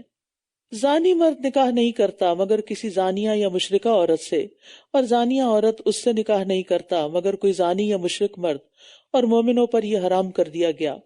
یعنی کہ نہیں کرتا سے مراد یہ کہ ان کی چوائس پر ایسے ہی لوگ ہوتے ہیں. یعنی جو جس گناہ یا جس وبا میں خود ملوث ہو اس کی چوائس بھی یا پسند بھی پھر ویسی ہی ہو جاتی ہے. اور جو لوگ پاک دامن عورتوں پر زنا کی تہمت لگائیں پھر یہ 4 گواہ نہ لائیں تو انہیں 80 کوڑے لگاؤ اور تم ان کی گواہی کبھی بھی قبول نہ کرو، اور یہی لوگ فاسق ہیں. چونکہ زنا کی سزا بہت سخت ہے اس لیے کسی بھی بھولی بھالی معصوم خاتون کے اوپر زنا کی تہمت لگانا یہ بہت کبیرہ گناہ ہے. اور اس پر بھی حد ہے ہمارے دین میں کہ ایسا شخص جو زبان کھولے کہ فلاں عورت زانیہ ہے، چاہے وہ اپنی بیوی کو کہہ رہا ہے یا کسی اور کو کہہ رہا ہے، اور اس کے پاس کوئی گواہ نہیں، ان کو گواہ 4 لانے ہوں گے ورنہ پھر ان کی پیٹھ پہ 80 کوڑے لگیں گے، اور پھر تم ان کی گواہی کبھی بھی قبول نہ کرو، یہی لوگ فاسق ہیں. اور اس میں خاص طور پر عورتوں کی بات اس لیے کہ عورت مرد کے مقابلے میں کمزور ہوتی ہے. اگر مرد پر کوئی الزام لگاتا ہے تو مرد اپنا دفاع کرنا جانتا ہوتا ہے، لیکن عورت پہ بعض اوقات ایسا کوئی الزام لگتا ہے تو وہ کچھ کر نہیں سکتی. تو اللہ سبحانہ وتعالیٰ نے اس کی حفاظت کی اور اس کو ستانے والے کے لیے اتنی بڑی سزا رکھی. لیکن اس کا یہ مطلب نہیں کہ اگر کسی مرد پر یہ تہمت لگے تو اس کی سزا نہیں، اس کی بھی یہی سزا ہے لگانے والے کی. رسول اللہ صلی اللہ علیہ وسلم نے فرمایا، جس شخص نے کسی مومن کے بارے میں کوئی ایسی بات کہی جو اس میں نہیں تھی، جھوٹا الزام لگا دیا، یہ زنا یا زنا کے علاوہ کی بھی بات کر رہی ہوں میں، تو اللہ اسے جہنمیوں کی پیپ میں ڈالے گا حتیٰ کہ وہ اپنی بات سے باز آ جائے، یعنی معافی مانگ لے، پلٹ جائے، اپنا گمان دور کرے، ختم کرے. اس لیے کسی کے بارے میں بھی کوئی رائے دیتے ہوئے بہت محتاط ہونے کی ضرورت ہے. نبی صلی اللہ علیہ وسلم نے فرمایا، بے شک سب سے بڑا سود یہ ہے، یعنی ربا کی کتنی حرمت ہے ہمارے دین میں، اس سے بھی بڑی حرمت والی چیز کیا ہے کہ انسان ناحق کسی مسلمان کی عزت سے کھیلے، کسی کے بارے میں بری بات کرے، سوائے ان لوگوں کے جنہوں نے اس کے بعد توبہ کی اور اصلاح کر لی تو بے شک اللہ بہت بخشنے والا نہایت رحم کرنے والا ہے.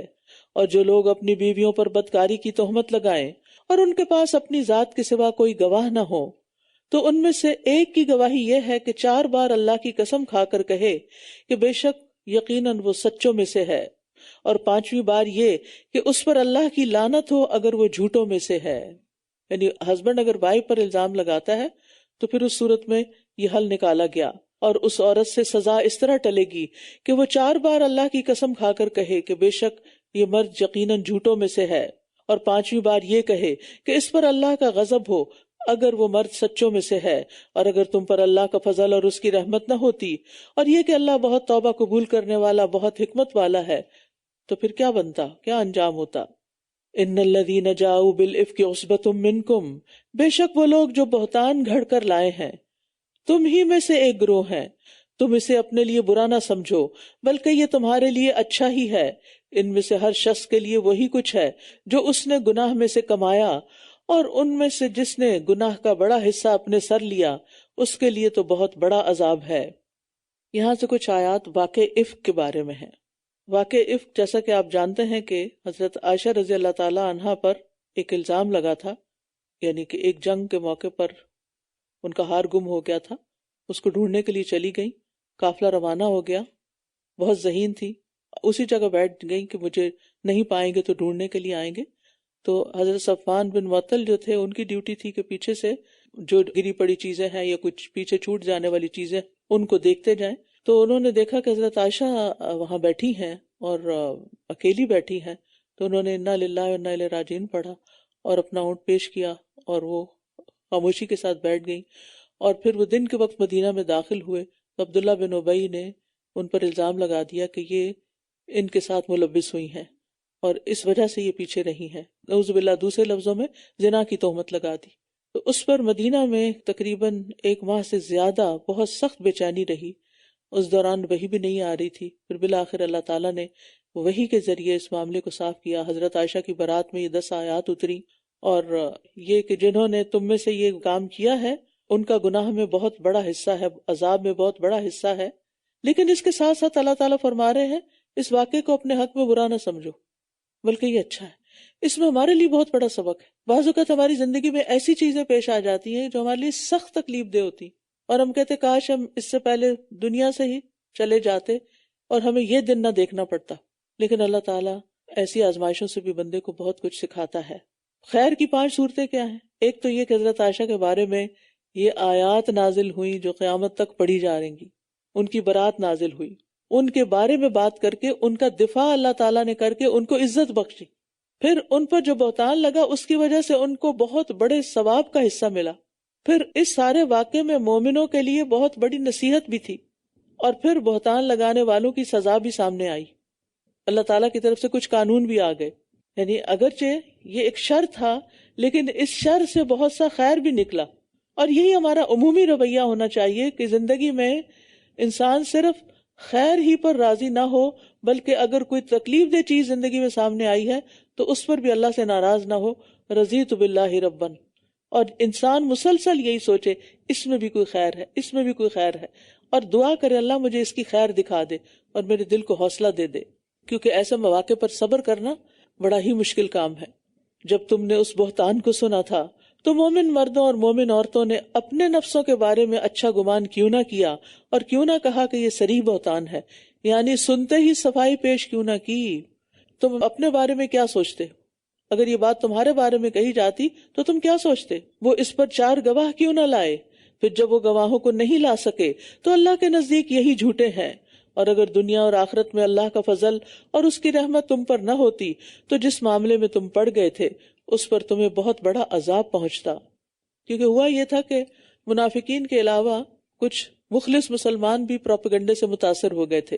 جب تم اس بہتان کو اپنی زبانوں پر لا رہے تھے اور تم اپنے منہ سے وہ بات کہہ رہے تھے جس کا تمہیں کوئی علم نہ تھا اور تم اسے معمولی بات سمجھ رہے تھے، حالانکہ اللہ کے نزدیک وہ بہت بڑی تھی. سبحان اللہ. یعنی حضرت عائشہ پر یہ الزام لگایا جانا اللہ تعالیٰ کے نزدیک بہت بڑی ناراضگی کی بات تھی. تو یاد رکھیے گناہوں کو حقیر نہیں سمجھنا چاہیے. ہم بعض اوقات کہتے چھوٹی سی بات ہے کر لیتے ہیں، کیا فرق پڑتا، توبہ کر لیں گے. نہیں.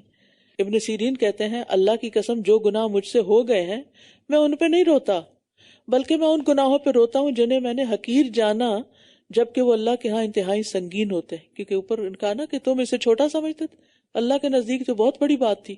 اور جب تم نے اس بات کو سنا تھا تو کیوں نہ کہہ دیا کہ ہمارے لیے جائز نہیں کہ ہم اس بات کو منہ سے نکالیں. پاک ہے تو اے اللہ، یہ تو بہت بڑا بہتان ہے. اللہ تمہیں نصیحت کرتا ہے کہ تم اس جیسی بات کا کبھی اعادہ نہ کرنا، اس جیسی بات کبھی دوبارہ نہ کرنا اگر تم مومن ہو. اور اللہ تمہارے لیے آیات کو بیان کرتا ہے اور اللہ خوب علم والا، خوب حکمت والا ہے. ان الذین یحبون ان تشیع الفاحشۃ فی الذین آمنوا، بے شک جو لوگ پسند کرتے ہیں کہ ایمان والوں میں بے حیائی پھیلے ان کے لیے دنیا اور آخرت میں دردناک عذاب ہے، اور اللہ سب کچھ جانتا ہے اور تم نہیں جانتے. اللہ تعالیٰ فحش کلام سے نفرت کرتا ہے.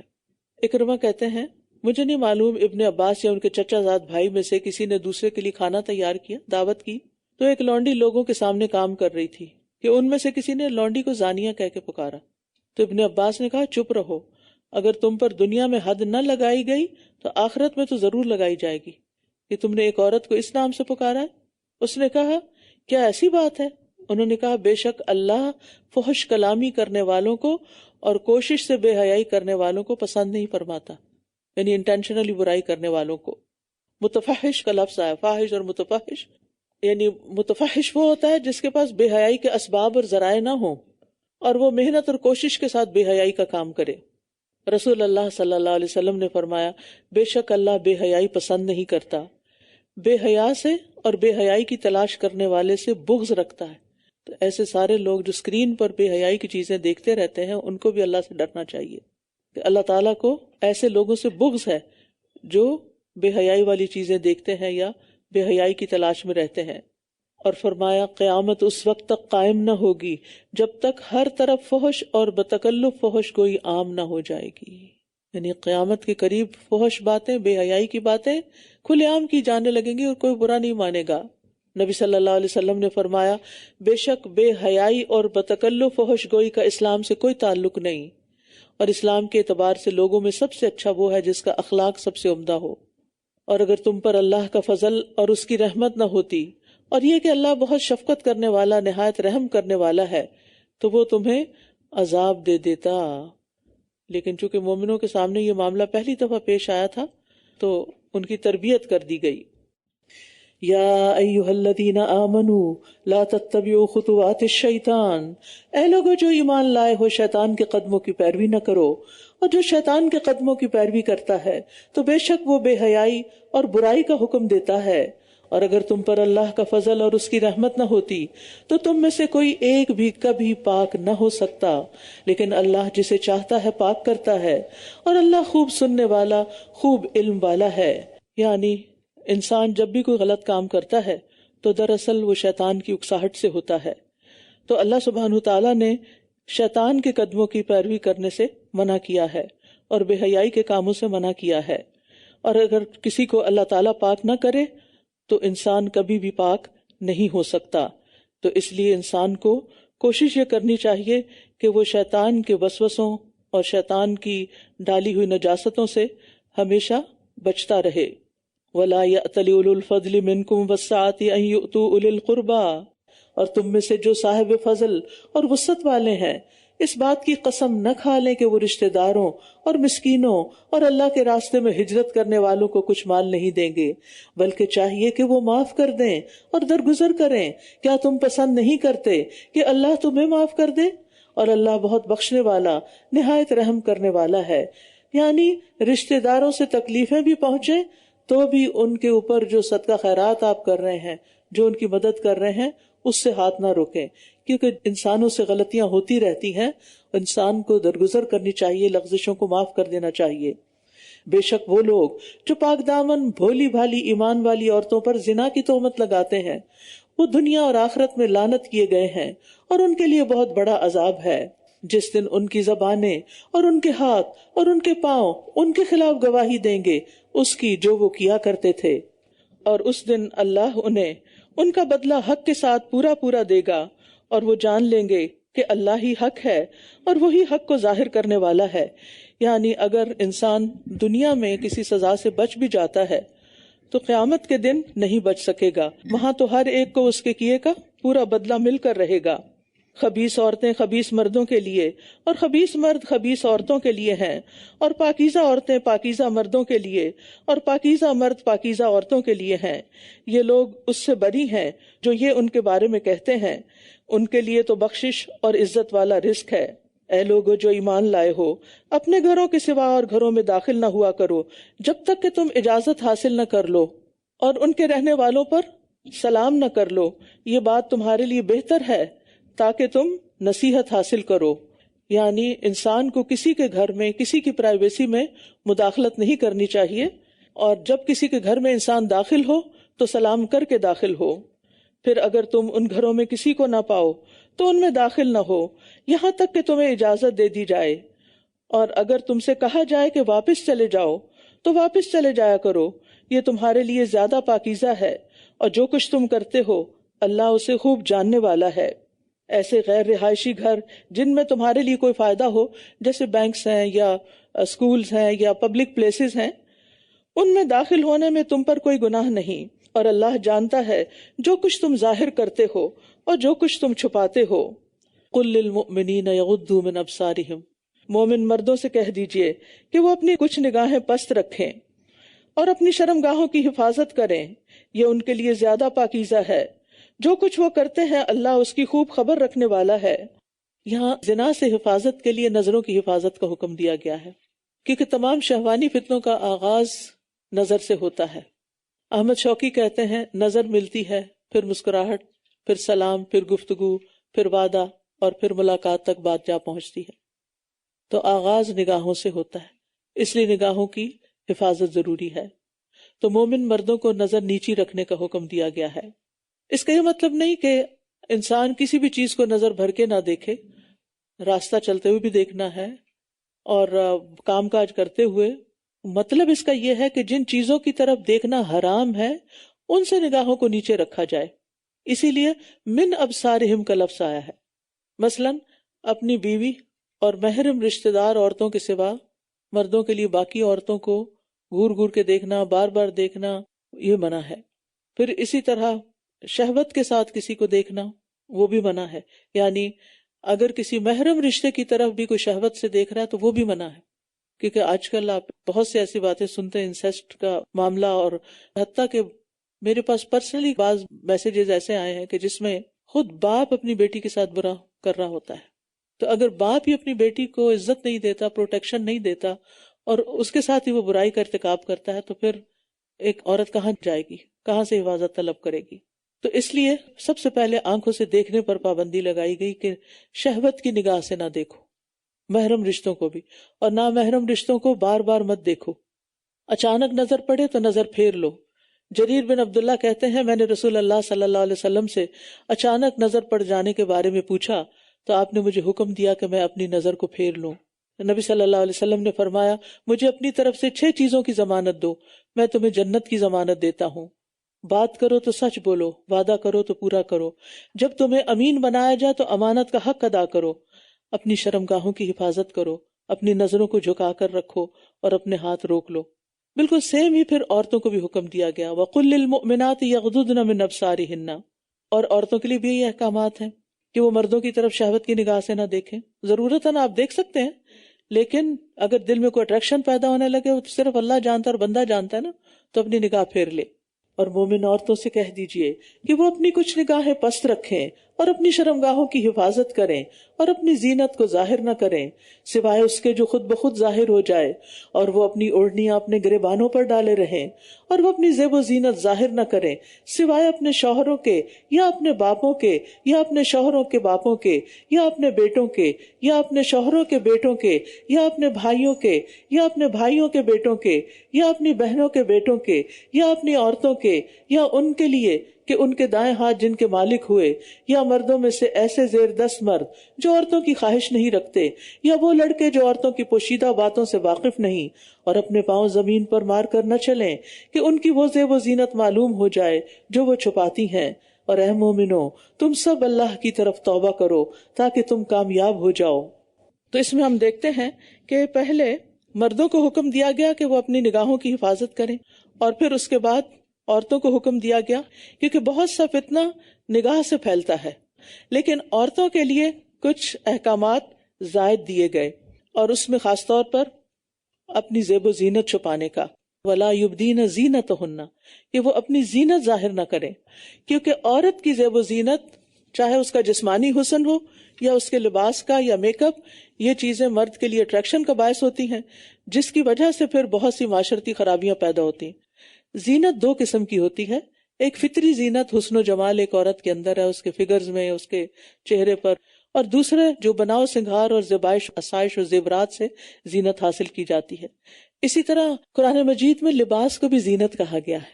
یہ جو گھر کا ڈریس ہے نا، چاہے کتنا لانگ ڈریس ہے، یعنی لباس سی تھرو بھی نہیں، نظر بھی نہیں آ رہا اور ٹائٹ بھی نہیں، لیکن گھر کے ڈریس میں باہر نہیں نکلنا ہوتا، اس کے اوپر کوئی اور چادر اوڑھنے کی ضرورت ہوتی ہے، جس کا حکم سورۃ الاحزاب میں آئے گا. قرآن مجید میں آتا خذوا زینتکم عند کل مسجد، ہر نماز کے وقت اپنی زینت لے لو. تو نماز میں ہمارا لباس کیسے ہوتا ہے؟ یعنی ہم اوپر مزید چادر اوڑھ کے اپنے ہاتھ اور چہرے کے سوا باقی پورے جسم کو کیا کرتے ہیں؟ اس چادر سے ڈھانپ لیتے ہیں. تو لباس بھی زینت ہے. اس لیے عورتوں کے لیے فطری زینت، مصنوعی زینت اور اسی طرح لباس کی زینت، ان سب زینتوں کو چھپانے کا حکم ہے. پھر اسی طرح خاص طور پر سینے کو ڈھانپنا، وَلْيَضْرِبْنَ بِخُمُرِهِنَّ عَلَى جُيُوبِهِنَّ، کہ اپنے خمار دوپٹے کو کہتے ہیں. تو یعنی صرف کیپ پہن کے یا اسکارف کو پیچھے باندھ کے یا مردوں کی طرح سر پہ پگڑی بنا کے اسے پہن کے سمجھنا کہ حجاب ہو گیا، تو یہ حجاب نہیں ہوتا. خمار کہتے سر کے کپڑے کو، نہیں، سر کا کپڑا اس طرح پہنے کہ گلا اور خاص طور پر گریبان اور یہ سینہ جو ہے یہ چھپ جائے. پھر اتنا ٹائٹ کپڑے نہ ہو کہ آپ نے اوپر سے جو اوڑھا ہے اس سے بھی شیپ نظر آ رہی ہے. یا بعض لوگ اسکارف لیتے ہیں یا حجاب لیتے ہیں تو وہ اس کو گلے کے گرد لپیٹ لیتے ہیں یا پیچھے اس طرح کرتے ہیں اور سینہ سارا کھلا ہوا ہوتا ہے. یہ حجاب نہیں ہے. اللہ سے ڈرے اور اپنے آپ کو گھر سے نکلنے سے پہلے دیکھ لیا کریں کہ کہیں آپ کی شیپ اور آپ کے فگرز نظر تو نہیں آ رہے، کیونکہ جتنے مرد آپ کو دیکھ کر انسائٹ ہوں گے پھر آپ ہی ذمہ دار ہوں گے. اور محرم رشتہ داروں کے سامنے پوشیدہ زینت کا اظہار جو ہے وہ جائز ہے، لیکن اس میں فرق ہے. شوہر کے سامنے اور طرح، اور باپ کے سامنے اور طرح، اور بھائیوں کے سامنے اور طرح، اور پھر اسی طرح دیگر رشتہ دار. زینت جو ہے وہ شوہر کا حق ہے. اس لیے بہترین بیوی کون سی ہے؟ نبی صلی اللہ علیہ وسلم نے فرمایا بہترین بیوی وہ ہے جس کی طرف تم دیکھو تو وہ تمہیں خوش کر دے، اور جب تم کسی بات کا حکم دو تو بجا لائے، اور تمہاری عدم موجودگی میں تمہارے مال اور اپنی ذات کی حفاظت کرے، تو ساری زینت کا حقدار دراصل شوہر ہے۔ اور پھر اسی طرح او نسائہن جو کہا گیا کہ اپنی عورتوں کے سامنے، یعنی جو قابل اعتماد ہو، ہر عورت کے سامنے بھی اپنا سب کچھ نہیں کھولا جا سکتا، کیونکہ وہ بعض اوقات وہ بات آگے سے آگے پھیل جاتی ہے۔ اور پھر اسی طرح یہ ہے کہ نبی صلی اللہ علیہ وسلم نے فرمایا تمہاری بدترین عورتیں وہ ہیں جو زینت کا اظہار کرنے والی ہیں، تکبر سے چلنے والی ہیں، ایسی عورتیں منافق ہیں، ان میں سے کوئی بھی جنت میں داخل نہیں ہوگی مگر سرخ چونچ اور سرخ پیر والے کبے کی طرح، یعنی بہت کم۔ پھر اسی طرح ایک اور حدیث میں آتا ہے کہ بنی اسرائیل میں ایک کوتاہ قد عورت تھی جس نے لکڑی کے جوتے بنوا رکھے تھے، وہ پست قد عورتوں کے درمیان چلتی تھی اور سونے کی ایسی انگوٹھی پہنتی تھی جس کے نگینے میں بہترین خوشبو کستوری بھر لیتی، جب کسی مجلس کے پاس سے گزرتی تو نگینے کو ہلاتی، خوشبو پھیل جاتی۔ اور ایک روایت میں ہے کہ اس نے نگینے کا ایک ڈھکن بنوایا ہوا تھا کہ جب وہ کسی مجلس یعنی مردوں وغیرہ کے پاس سے گزرتی تو وہ خوشبو کو کھول دیتی۔ اس طرح کے طور طریقے اختیار کرنا کہ جس میں ایسا ڈریس پہنا جائے یا ایسا میک اپ کیا جائے یا ایسی چال چلی جائے کہ جس سے مردوں کو اٹریکٹ کیا جائے، اور نیت میں بھی یہی ہو، یہ تو نیت ہے تو اللہ جانتا، میں کسی کو جج نہیں کر رہی کہ ضرور جو کوئی ایسا کر رہا ہے وہ اسی نیت سے کر رہا ہے، لیکن اس کے کرنے کا مقصد کیا ہے۔ ایک چھوٹی سی کتاب میں نے لکھی تھی کہ اظہار زینت کس کے لیے، تو اس میں ساری چیزیں پوائنٹس کے ساتھ لکھ دی ہیں۔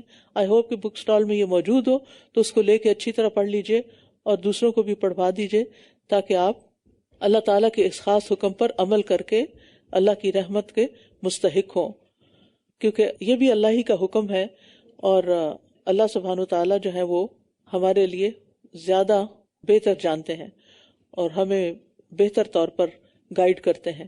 اس لیے اللہ تعالیٰ کے احکامات کو دل و جان سے قبول کرنا چاہیے، اور اس میں کسی قسم کا دل تنگ نہیں ہونا چاہیے کہ اوہ اچھا میں قرآن نہیں پڑھتی کیونکہ پڑھوں گی تو پھر عمل کرنا پڑے گا، اور عمل کرنا مشکل لگتا ہے۔ تو بات یہ ہے کہ عمل مشکل نہیں ہے اگر انسان ارادہ کر لے۔ اور ویسے بھی آپ دیکھیں کہ سورت کے شروع میں اللہ تعالیٰ نے کیا فرما دیا کہ یہ کیا ہے، یہ سورت اس کو ہم نے نازل کیا اور اس کو ہم نے فرض کیا، لہٰذا یہ احکامات جو ہیں یہ فرض کے درجے میں ہیں، اور اگر ان احکامات پر عمل ہوگا، اور عمل کے ساتھ ساتھ پھر آپ دیکھیے کہ دوبارہ بھی کیا کہا گیا کہ اللہ کی طرف سب مل کر توبہ کرو اے مومنو تاکہ تم فلاح پا جاؤ، اور تم میں سے جو لوگ بے نکاح ہوں اور اپنے غلاموں اور لونڈیوں میں سے جو نیک ہوں ان کا نکاح کر دیا کرو، اگر وہ محتاج ہوں گے تو اللہ ان کو اپنے فضل سے غنی کر دے گا، اور اللہ خوب وسعت والا خوب علم والا ہے۔ اور جو لوگ نکاح کی وسعت نہیں پاتے انہیں پاک دامنی اختیار کرنی چاہیے یہاں تک کہ اللہ ان کو اپنے فضل سے غنی کر دے۔ اور تمہارے غلاموں میں سے جو کوئی مکاتبت آزادی کی تحریر چاہتے ہوں، اگر تم ان میں کوئی بھلائی جانو تو ان سے مکاتبت کر لو، اور انہیں اللہ کے مال میں سے دو جو اس نے تمہیں دیا ہے۔ اور اگر تمہاری باندیاں یعنی لونڈیاں پاک دامنی اختیار کرنا چاہیں تو تم انہیں دنیا کی زندگی کا سامان چاہنے کی غرض سے بدکاری پہ مجبور نہ کرو، اور جو انہیں مجبور کرے گا تو بے شک اللہ انہیں مجبور کیے جانے کے بعد بہت بخشنے والا نہایت رحم کرنے والا ہے۔ چونکہ پیچھے زنا کی سزا بتائی گئی کہ جو بہت سخت سزا ہے، تو اب وہ کون سے امور ہیں جو زنا کی طرف معاشرے کو لے جاتے ہیں، ان پر روک لگائی گئی ہے کہ ایسے کام نہ کریں کہ جس کی وجہ سے کوئی اس برائی کا شکار ہو۔ اور اس میں پھر یہ ہے کہ جو بے نکاح لوگ ہیں ان کے نکاح کا بندوبست کرو تاکہ وہ اپنی خواہشات کو جائز طریقے سے پورا کر سکیں۔ اور پھر اسی طرح عرب معاشرے کے اندر لونڈیوں سے زنا کروا کے یعنی ان سے کمائی کروائی جاتی تھی، تو اس سے بھی منع کیا گیا ہے۔ اور یقیناً ہم نے تمہاری طرف واضح آیات نازل کی اور ان لوگوں کی مثالیں جو تم سے پہلے گزرے اور متقی لوگوں کے لیے نصیحت نازل کی ہے۔ اللہ نور السماوات والارض مثل نورہ کمشکاۃ فیہا مصباح المصباح فی زجاجہ الزجاجۃ کأنہا کوکب دری یوقد من شجرۃ مبارکۃ زیتونۃ لا شرقیۃ ولا غربیہ یکاد زیتھا یضیء ولو لم تمسسہ نار نور علی نور یہدی اللہ لنورہ من یشاء ویضرب اللہ الامثال للناس واللہ بکل شیء علیم۔ اللہ آسمانوں اور زمین کا نور ہے، اس کے نور کی مثال ایک تاک کی مانند ہے جس میں چراغ ہو، وہ چراغ فانوس میں ہو، وہ فانوس گویا ایک چمکتا ہوا تارا ہے جسے زیتون کے مبارک درخت سے روشن کیا جاتا ہے، جو نہ مشرقی ہے اور نہ مغربی، قریب ہے کہ اس کا تیل روشن ہو جائے، خواہ اسے کوئی آگ نہ چھوئے۔ نور پر نور ہے، اللہ جس کی چاہتا ہے اپنے نور کی طرف رہنمائی کرتا ہے، اور اللہ لوگوں کے لیے مثالیں بیان کرتا ہے، اور اللہ ہر چیز کو خوب جاننے والا ہے۔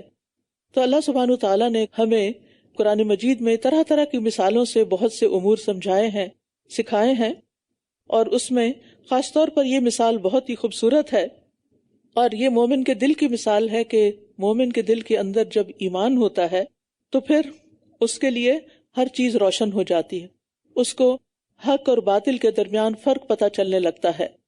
یہ چراغ ان گھروں میں ہیں جنہیں اللہ نے بلند کرنے اور ان میں اپنا نام ذکر کرنے کا حکم دیا ہے، وہ ان میں صبح و شام اس کی تسبیح کرتے ہیں۔ اللہ سبحانہ وتعالیٰ آسمان و زمین کا نور ہے، یعنی آسمان و زمین اس کے نور سے ہی روشن ہے۔ اور اس کا یہ مطلب نہیں کہ یہ جو نور ہم دیکھتے ہیں سورج کا یا کچھ اللہ تعالیٰ کی ذات کا کوئی حصہ ہے، ایسا بھی نہیں ہے، ٹھیک ہے، کیونکہ نور سے مراد ذو نور ہے، یعنی روشن کرنے والا ہے۔ اللہ ہی نے ان سب چیزوں کو روشن کیا ہے، یعنی کائنات کی ہر چیز اللہ کے پیدا کردہ نور سے روشن ہے۔ چیزوں کے اندر جو حسن و جمال ہے یہ اللہ ہی کا پیدا کردہ ہے، اور اس کی ایک قسم جو ہے، جیسے ہمارے جسم کے اندر جو مختلف اعضاء کے اندر اللہ نے کام کرنے کی صلاحیت رکھی، یہ بھی اس سے مراد لیا گیا ہے۔ پھر انسان جو ہے آنکھ کے نور کے ذریعے کائنات کا حسن و جمال دیکھتا ہے، یہ نور بھی اللہ نے پیدا کیا، ورنہ آپ دیکھیں آنکھ کے اندر کیا چیز ہے، کوئی لائٹ جل رہی ہے وہاں سے، تو یہ بھی اللہ ہی کا دیا ہوا نور ہے۔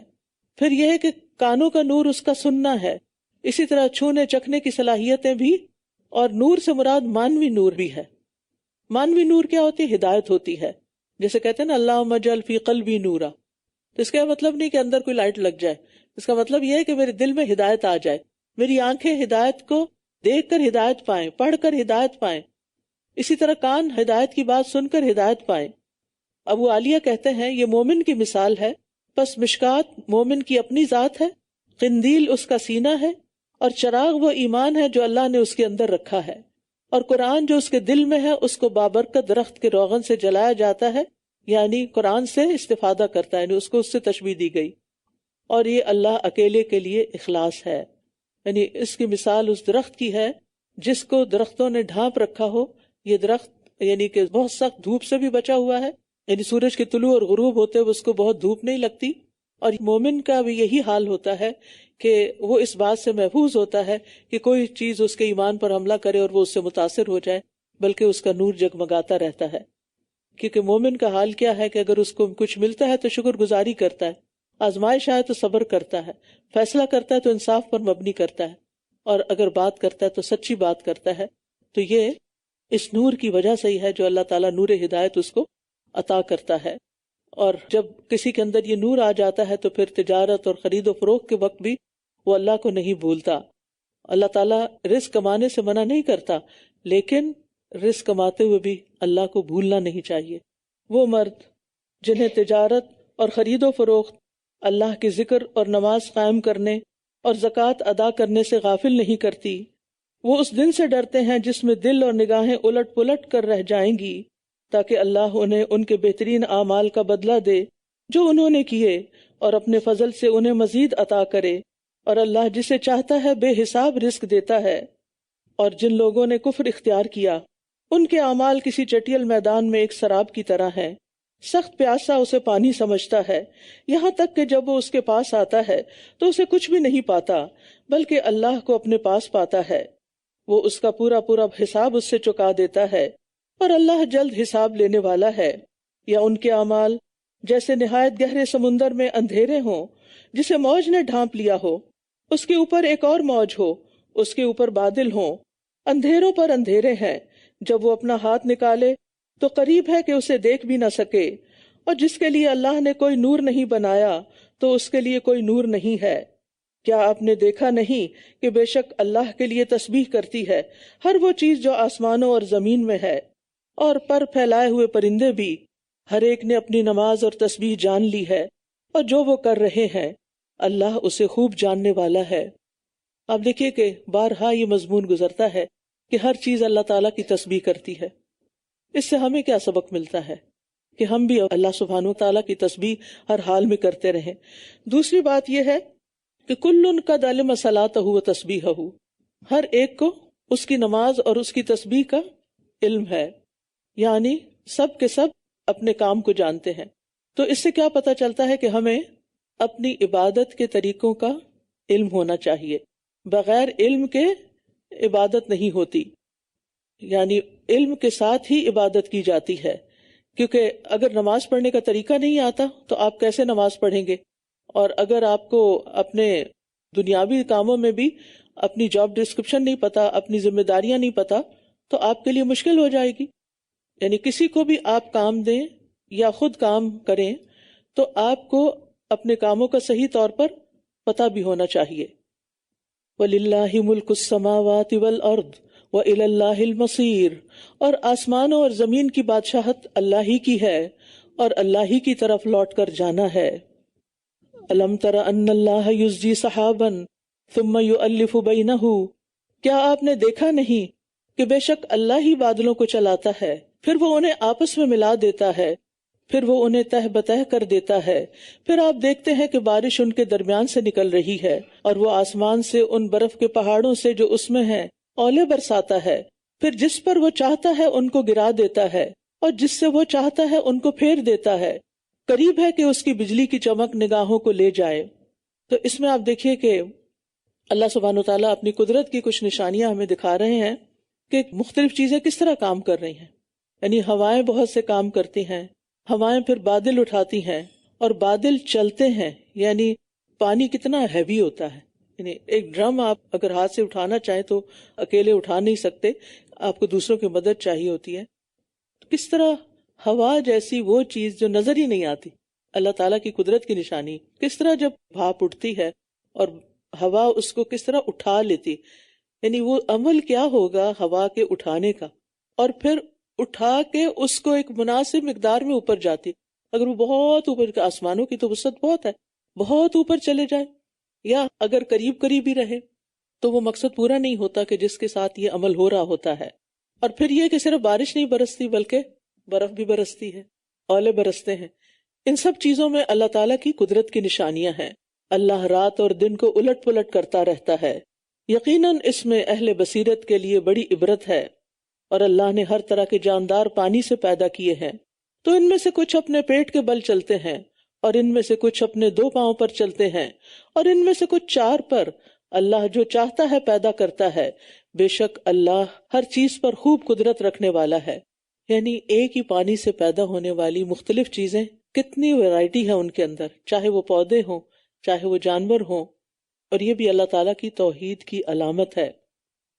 اور پھر اس میں آپ دیکھیے کہ مختلف قسموں کا اللہ نے ذکر بھی کیا نا، کہ کچھ تو پیٹ پہ چلتے ہیں جیسے سانپ ہے، مچھلی ہے، پھر اسی طرح کچھ کیڑے مکوڑے بھی اسی طرح رینگ رہے ہوتے ہیں. کوئی 2 پاؤں پہ چلتے ہیں جیسے انسان ہیں یا پرندے ہیں، کوئی 4 پہ چلتے ہیں جیسے انعام ہیں، گائے، بھیڑ، بکری وغیرہ، اور کچھ چوپائے اور درندے ہیں. تو یہ ساری کی ساری اللہ کی مخلوق ہے، اور ان سب کے اندر بے شمار ورائٹی کہ اتنا کہ ہم گن بھی نہیں سکتے. کچھ مخلوقات تو ہمیں نظر آتی ہیں اور زیادہ وہ ہیں جو ہم نے دیکھی بھی نہیں. اگرچہ یہ دور میڈیا کا ہے اور اس میں طرح طرح کے پرندوں کی تصویریں آتی ہیں، بعض اوقات کو ایسا کلپ آ جاتا ہے نا جس میں انہونی قسم کے پرندے ہوتے ہیں، تو میں حیران ہوتی ہوں کہ یہ کہاں رہتے ہیں. یہ بھی اللہ نے پیدا کیا، اور یہ بھی، اور ان کی عادات بھی آپ نے دیکھا ہوگا کہ بڑی مختلف ہوتی. ان کی جو چہچہاٹ ہوتی ہے وہ بھی بہت مختلف ہوتی ہے. اگر ان پر ہم غور کریں اور ان چیزوں کو صرف انٹرٹینمنٹ کی نظر سے نہ دیکھیں بلکہ اللہ کی قدرت کی نشانی کے طور پر دیکھیں تو اس میں ہمارے لیے بہت بڑا سبق ہے. اور سب سے بڑا یہ کہ اللہ تعالیٰ جس کو جیسے چاہے پیدا کر دے، ہمارے اعتراض کی کوئی مجال نہیں، کوئی گنجائش نہیں. بے شک ہم نے واضح آیات نازل کی ہیں، اور اللہ جسے چاہتا ہے سیدھے رستے کی طرف ہدایت دیتا ہے. اور یہ کہتے ہیں ہم اللہ اور رسول پر ایمان لائے ہیں اور ہم نے اطاعت کی، پھر اس کے بعد ان میں سے ایک گروہ منہ پھیر لیتا ہے، اور یہ لوگ ہرگز ایمان لانے والے نہیں ہیں. اور جب یہ اللہ اور اس کے رسول کی طرف بلائے جاتے ہیں تاکہ وہ ان کے درمیان فیصلہ کر دیں، تب بھی ان میں سے ایک گروہ کے لوگ منہ پھیرنے والے ہوتے ہیں. اور اگر حق ان کی موافقت میں ہو تو یہ اس کی طرف مطیع ہو کر چلے آتے ہیں، یعنی کچھ لوگ فائدہ دیکھ کر شریعت کی پیروی کرتے ہیں، اور جب فائدہ نظر نہیں آتا تو احکامات میں کیڑے نکالنے لگتے ہیں. یعنی کس قدر ناشکری کی بات ہے. یعنی کسی ایک حکم پر اگر ہمیں عمل کرنا مشکل لگتا ہے دوسرے کی نسبت، تو یہ سوچنا چاہیے وہ بھی میرے اللہ کا حکم ہے، یہ بھی اللہ کا حکم ہے، اس میں بھی میرے لیے خیر ہے اور اس میں بھی میرے لیے خیر ہے. اور اسلام کا مطلب کیا ہے، مفہوم کیا ہے؟ اپنے آپ کو اللہ کے حوالے کر دینا. افی قلوبہم مرض، ایسا کرنے والوں سے اللہ تعالیٰ پوچھتے ہیں کیا ان کے دلوں میں کوئی بیماری ہے؟ کیونکہ یہ دل کی بیماری کی علامت ہوتی ہے اللہ تعالیٰ کے احکامات پر اعتراض کرنا. یا یہ شک میں پڑ گئے ہیں، یا یہ ڈرتے ہیں کہ اللہ اور اس کا رسول ان کی حق تلفی کرے گا، بلکہ یہ لوگ خود ہی ظالم ہیں.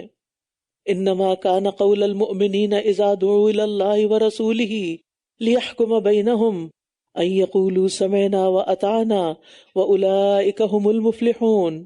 بے شک مومنوں کی بات تو یہی ہوتی ہے کہ جب بھی وہ اللہ اور اس کے رسول کی طرف بلائے جاتے ہیں تاکہ وہ ان کے درمیان فیصلہ کر دیں تو وہ کہتے ہیں ہم نے سنا اور ہم نے مان لیا، اور یہی وہ لوگ ہیں جو فلاح پانے والے ہیں.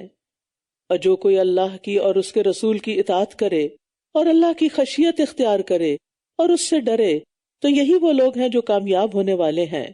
تو کامیابی کی کنجی کیا ہے؟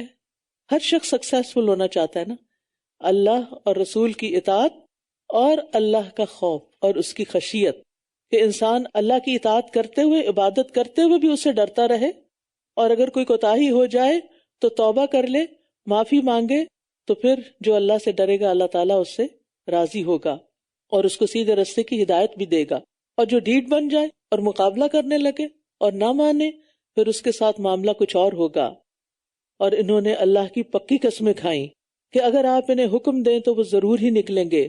کہہ دیجئے قسمیں مت کھاؤ، تمہاری اطاعت جانی پہچانی ہے، بے شک اللہ خوب خبر رکھنے والا ہے اس کی جو تم کرتے ہو.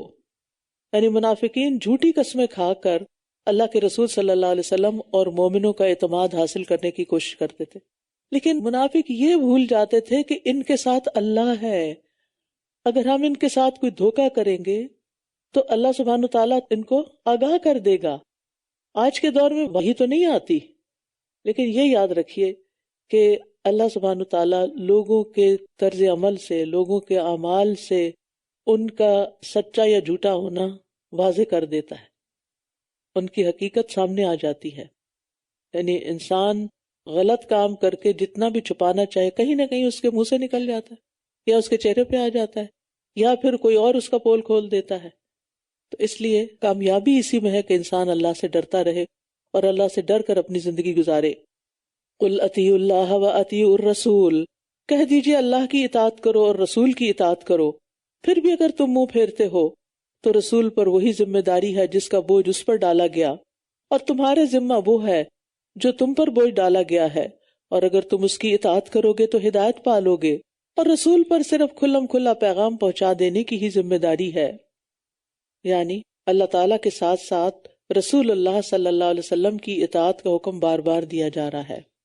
دونوں کی الگ الگ اطاعت، قل اطیعوا اللہ اور والرسول بھی کہا جا سکتا تھا جیسے ایک اور جگہ پر آتا، لیکن قل اطیعوا اللہ و اطیعوا الرسول دونوں کی مستقل اطاعت کا حکم ہے.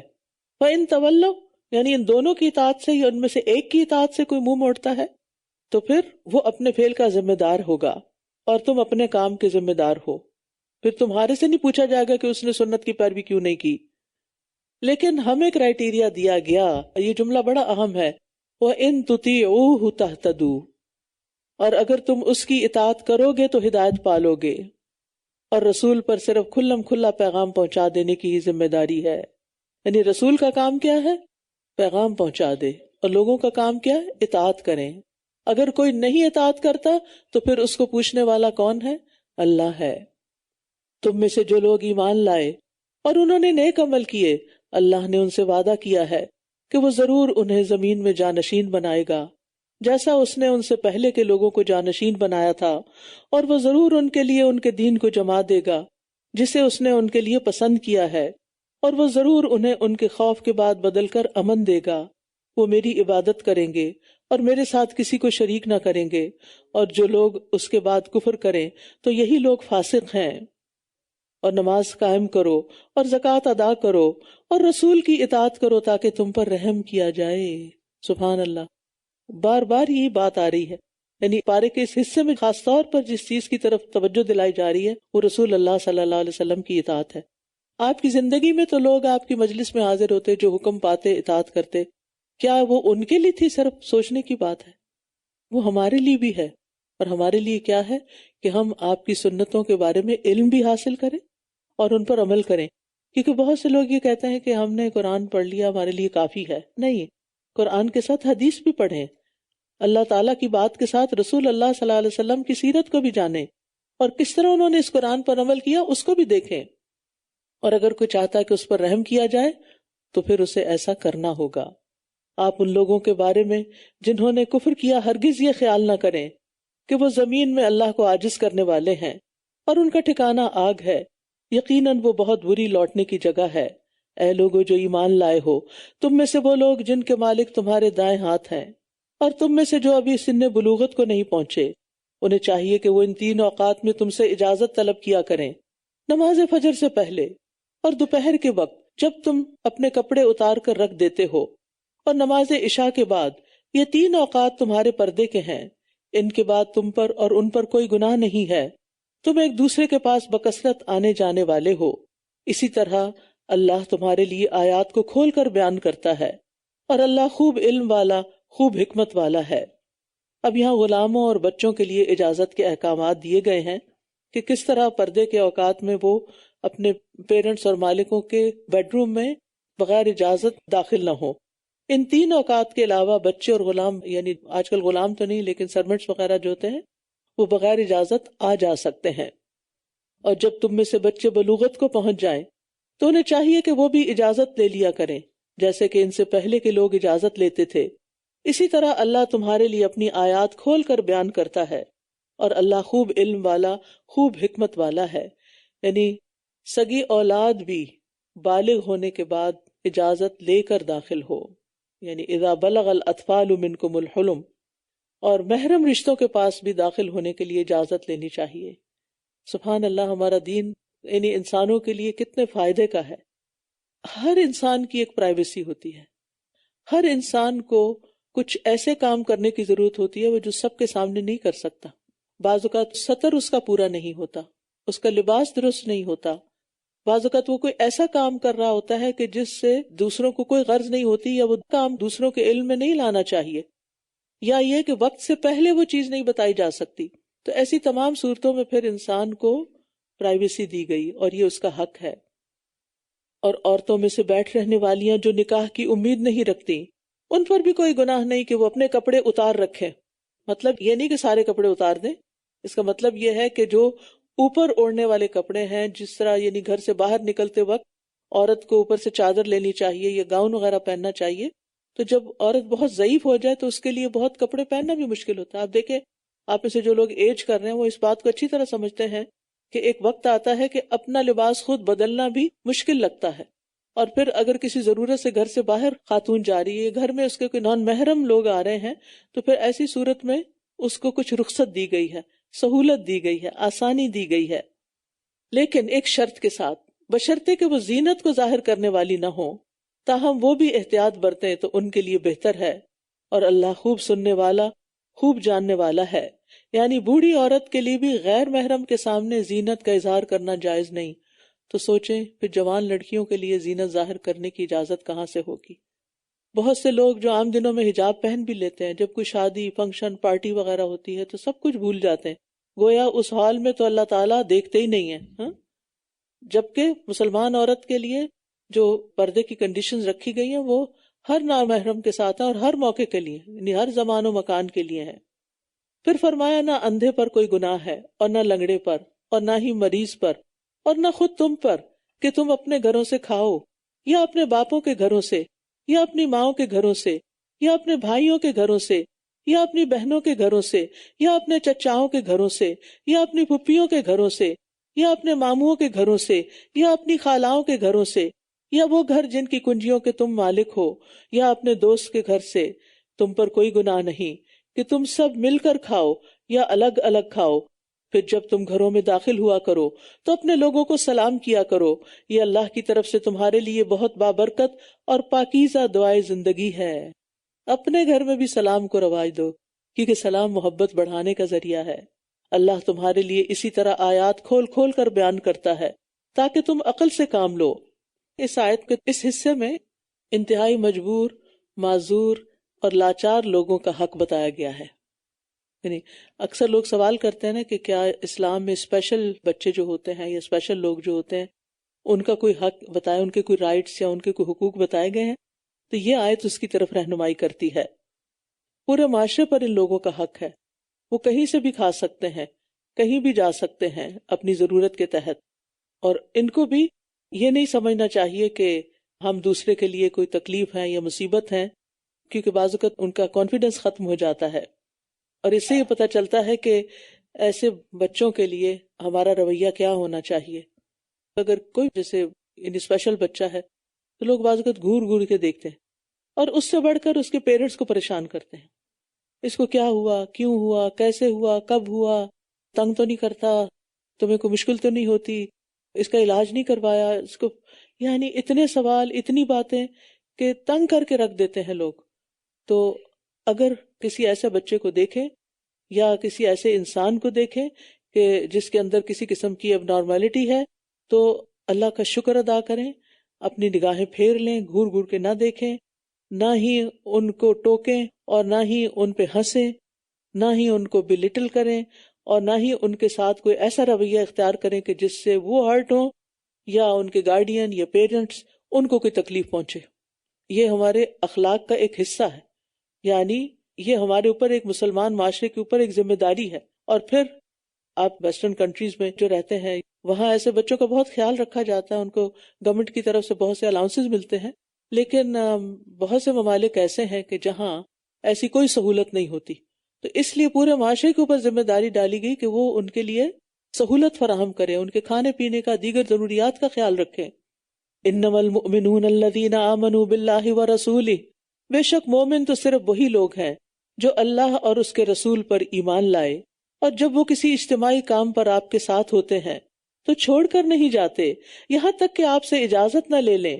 بے شک وہ لوگ جو آپ سے اجازت مانگتے ہیں یہی لوگ در حقیقت اللہ اور اس کے رسول پر ایمان رکھتے ہیں۔ چنانچہ جب وہ اپنے کسی کام کے لیے آپ سے اجازت مانگے تو ان میں سے آپ جس کو چاہیں اجازت دے دیں، اور ان کے لیے اللہ سے بخشش مانگے، بے شک اللہ بہت بخشنے والا، نہایت رحم کرنے والا ہے۔ تو اس سے یہ پتہ چلتا ہے تو ایک خاص کانٹیکس میں، لیکن اس سے ہمارے سیکھنے کی بات یہ ہے کہ جب آپ کسی ڈیوٹی پر ہوں تو ذمہ دار کو بتائے بغیر، اجازت لیے بغیر چپکے سے کھسک نہ جائیں، کیونکہ منافقین ایسا کرتے تھے۔ جو شخص اللہ کے دین کے ساتھ مخلص ہوتا ہے وہ دین کے کسی بھی کام کی جو ذمہ داری لیتا ہے اس کو پھر وہ اپنے ذاتی کام سے بھی زیادہ اہم سمجھتا ہے، اور اس معاملے میں وہ غیر ذمہ داری کا ثبوت نہیں دیتا، اور اجازت کے بغیر اس ذمہ داری کو ایسے ہی پھینک کے نہیں چلا جاتا۔ کیونکہ بعض اوقات آپ دیکھیں کہ ہماری آرگنائزیشنز کے اندر جہاں لوگوں کے اندر اختلاف پیدا ہو جاتا ہے، اگر میری یہ بات نہیں مانے گی تو یہ میرا ریزائن ہے اور میں جا رہا ہوں یا جا رہی ہوں، اس طرح کی بہت سی قصے سننے کو آتے ہیں، سننے کو ملتے ہیں۔ تو یہ انتہائی غلط رویہ ہے کہ انسان ایک کام کی ذمہ داری لے اور پھر اگر اپنی مرضی اور نفس کے خلاف کوئی بات ہو تو انسان اس کام کو چھوڑ دے، کیونکہ اس میں مصلحت عامہ ہوتی ہے، بہت سے لوگوں کا مفاد اس میں ہوتا ہے، وہ کسی کا ذاتی کام نہیں ہوتا کہ آپ کسی پر احسان جتا رہے ہوتے ہیں۔ لا تجعلوا دعاء الرسول بینکم کدعاء بعضکم بعضا، تم رسول کے بلانے کو آپس میں ایک دوسرے کے بلانے جیسا نہ سمجھو، یقیناً اللہ ان کو جانتا ہے جو تم میں سے ایک دوسرے کی آڑ لیتے ہوئے کھسک جاتے ہیں۔ بس جو لوگ آپ کے حکم کی مخالفت کرتے ہیں ان کو ڈرنا چاہیے کہ انہیں کوئی آزمائش یا کوئی اور دردناک عذاب نہ آ پہنچے۔ ایک مطلب تو اس کا یہ ہے کہ رسول اللہ صلی اللہ علیہ وسلم کو بلانا عام لوگوں کے بلانے جیسا نہیں۔ کیوں؟ اس لیے کہ جب آپ بلائیں تو ایسے نہ سمجھو کہ جیسے کسی نے آپ کو بلایا، بلکہ بلائیں تو حاضر ہو جائیں۔ اور پھر اسی طرح یہ ہے کہ ان کا نام لے کے مت پکارو، اور ہمارے کلچر میں شاید یہی سے ادب آیا ہے کہ بڑوں کا نام نہیں لیتے، یا جو احترام کے رشتے ہوتے ہیں ان کا نام نہیں لیتے، نام لے کے نہیں بلاتے۔ یہاں تو آپ دیکھیں کہ بچے بھی ٹیچر کا نام لے کے بلا رہے ہوتے ہیں، لیکن ہمارے دین میں ایسا نہیں ہے۔ یہ کچھ ایسی خاص خصوصیات ہیں جو امت مسلمہ کو عطا کی گئی ہیں، اور اس کے پیچھے بڑی حکمت اور بڑی مصلحت ہے۔ پھر اسی طرح ایسے لہجے میں نہیں پکارو جیسے تم اپنے دوستوں کے ساتھ بے تکلف ہو کے ان کو ایک دوسرے کو پکارتے ہو، بلکہ ادب کے ساتھ، احترام کے ساتھ، آواز نیچی کرتے ہوئے. اور پھر رسول کی دعا کو عام لوگوں کی دعا کی طرح نہ سمجھو. اگر وہ تمہیں دعا دیں گے تو تمہارا بیڑا پار ہو جائے گا، اور اگر تمہیں بد دعا دیں گے تو تمہاری پھر خیر نہیں. الا ان للہ ما فی السماوات والارض، خبردار، بے شک جو کچھ آسمانوں اور زمین میں ہے سب اللہ ہی کا ہے. پھر یہ مضمون بار بار دہرایا جا رہا ہے. تم جس حال پر بھی ہو یقیناً وہ اسے خوب جانتا ہے، اور اس دن کو بھی جب وہ اس کی طرف لوٹائے جائیں گے تو وہ انہیں بتا دے گا جو کچھ انہوں نے کیا، اور اللہ ہر چیز کو خوب جاننے والا ہے.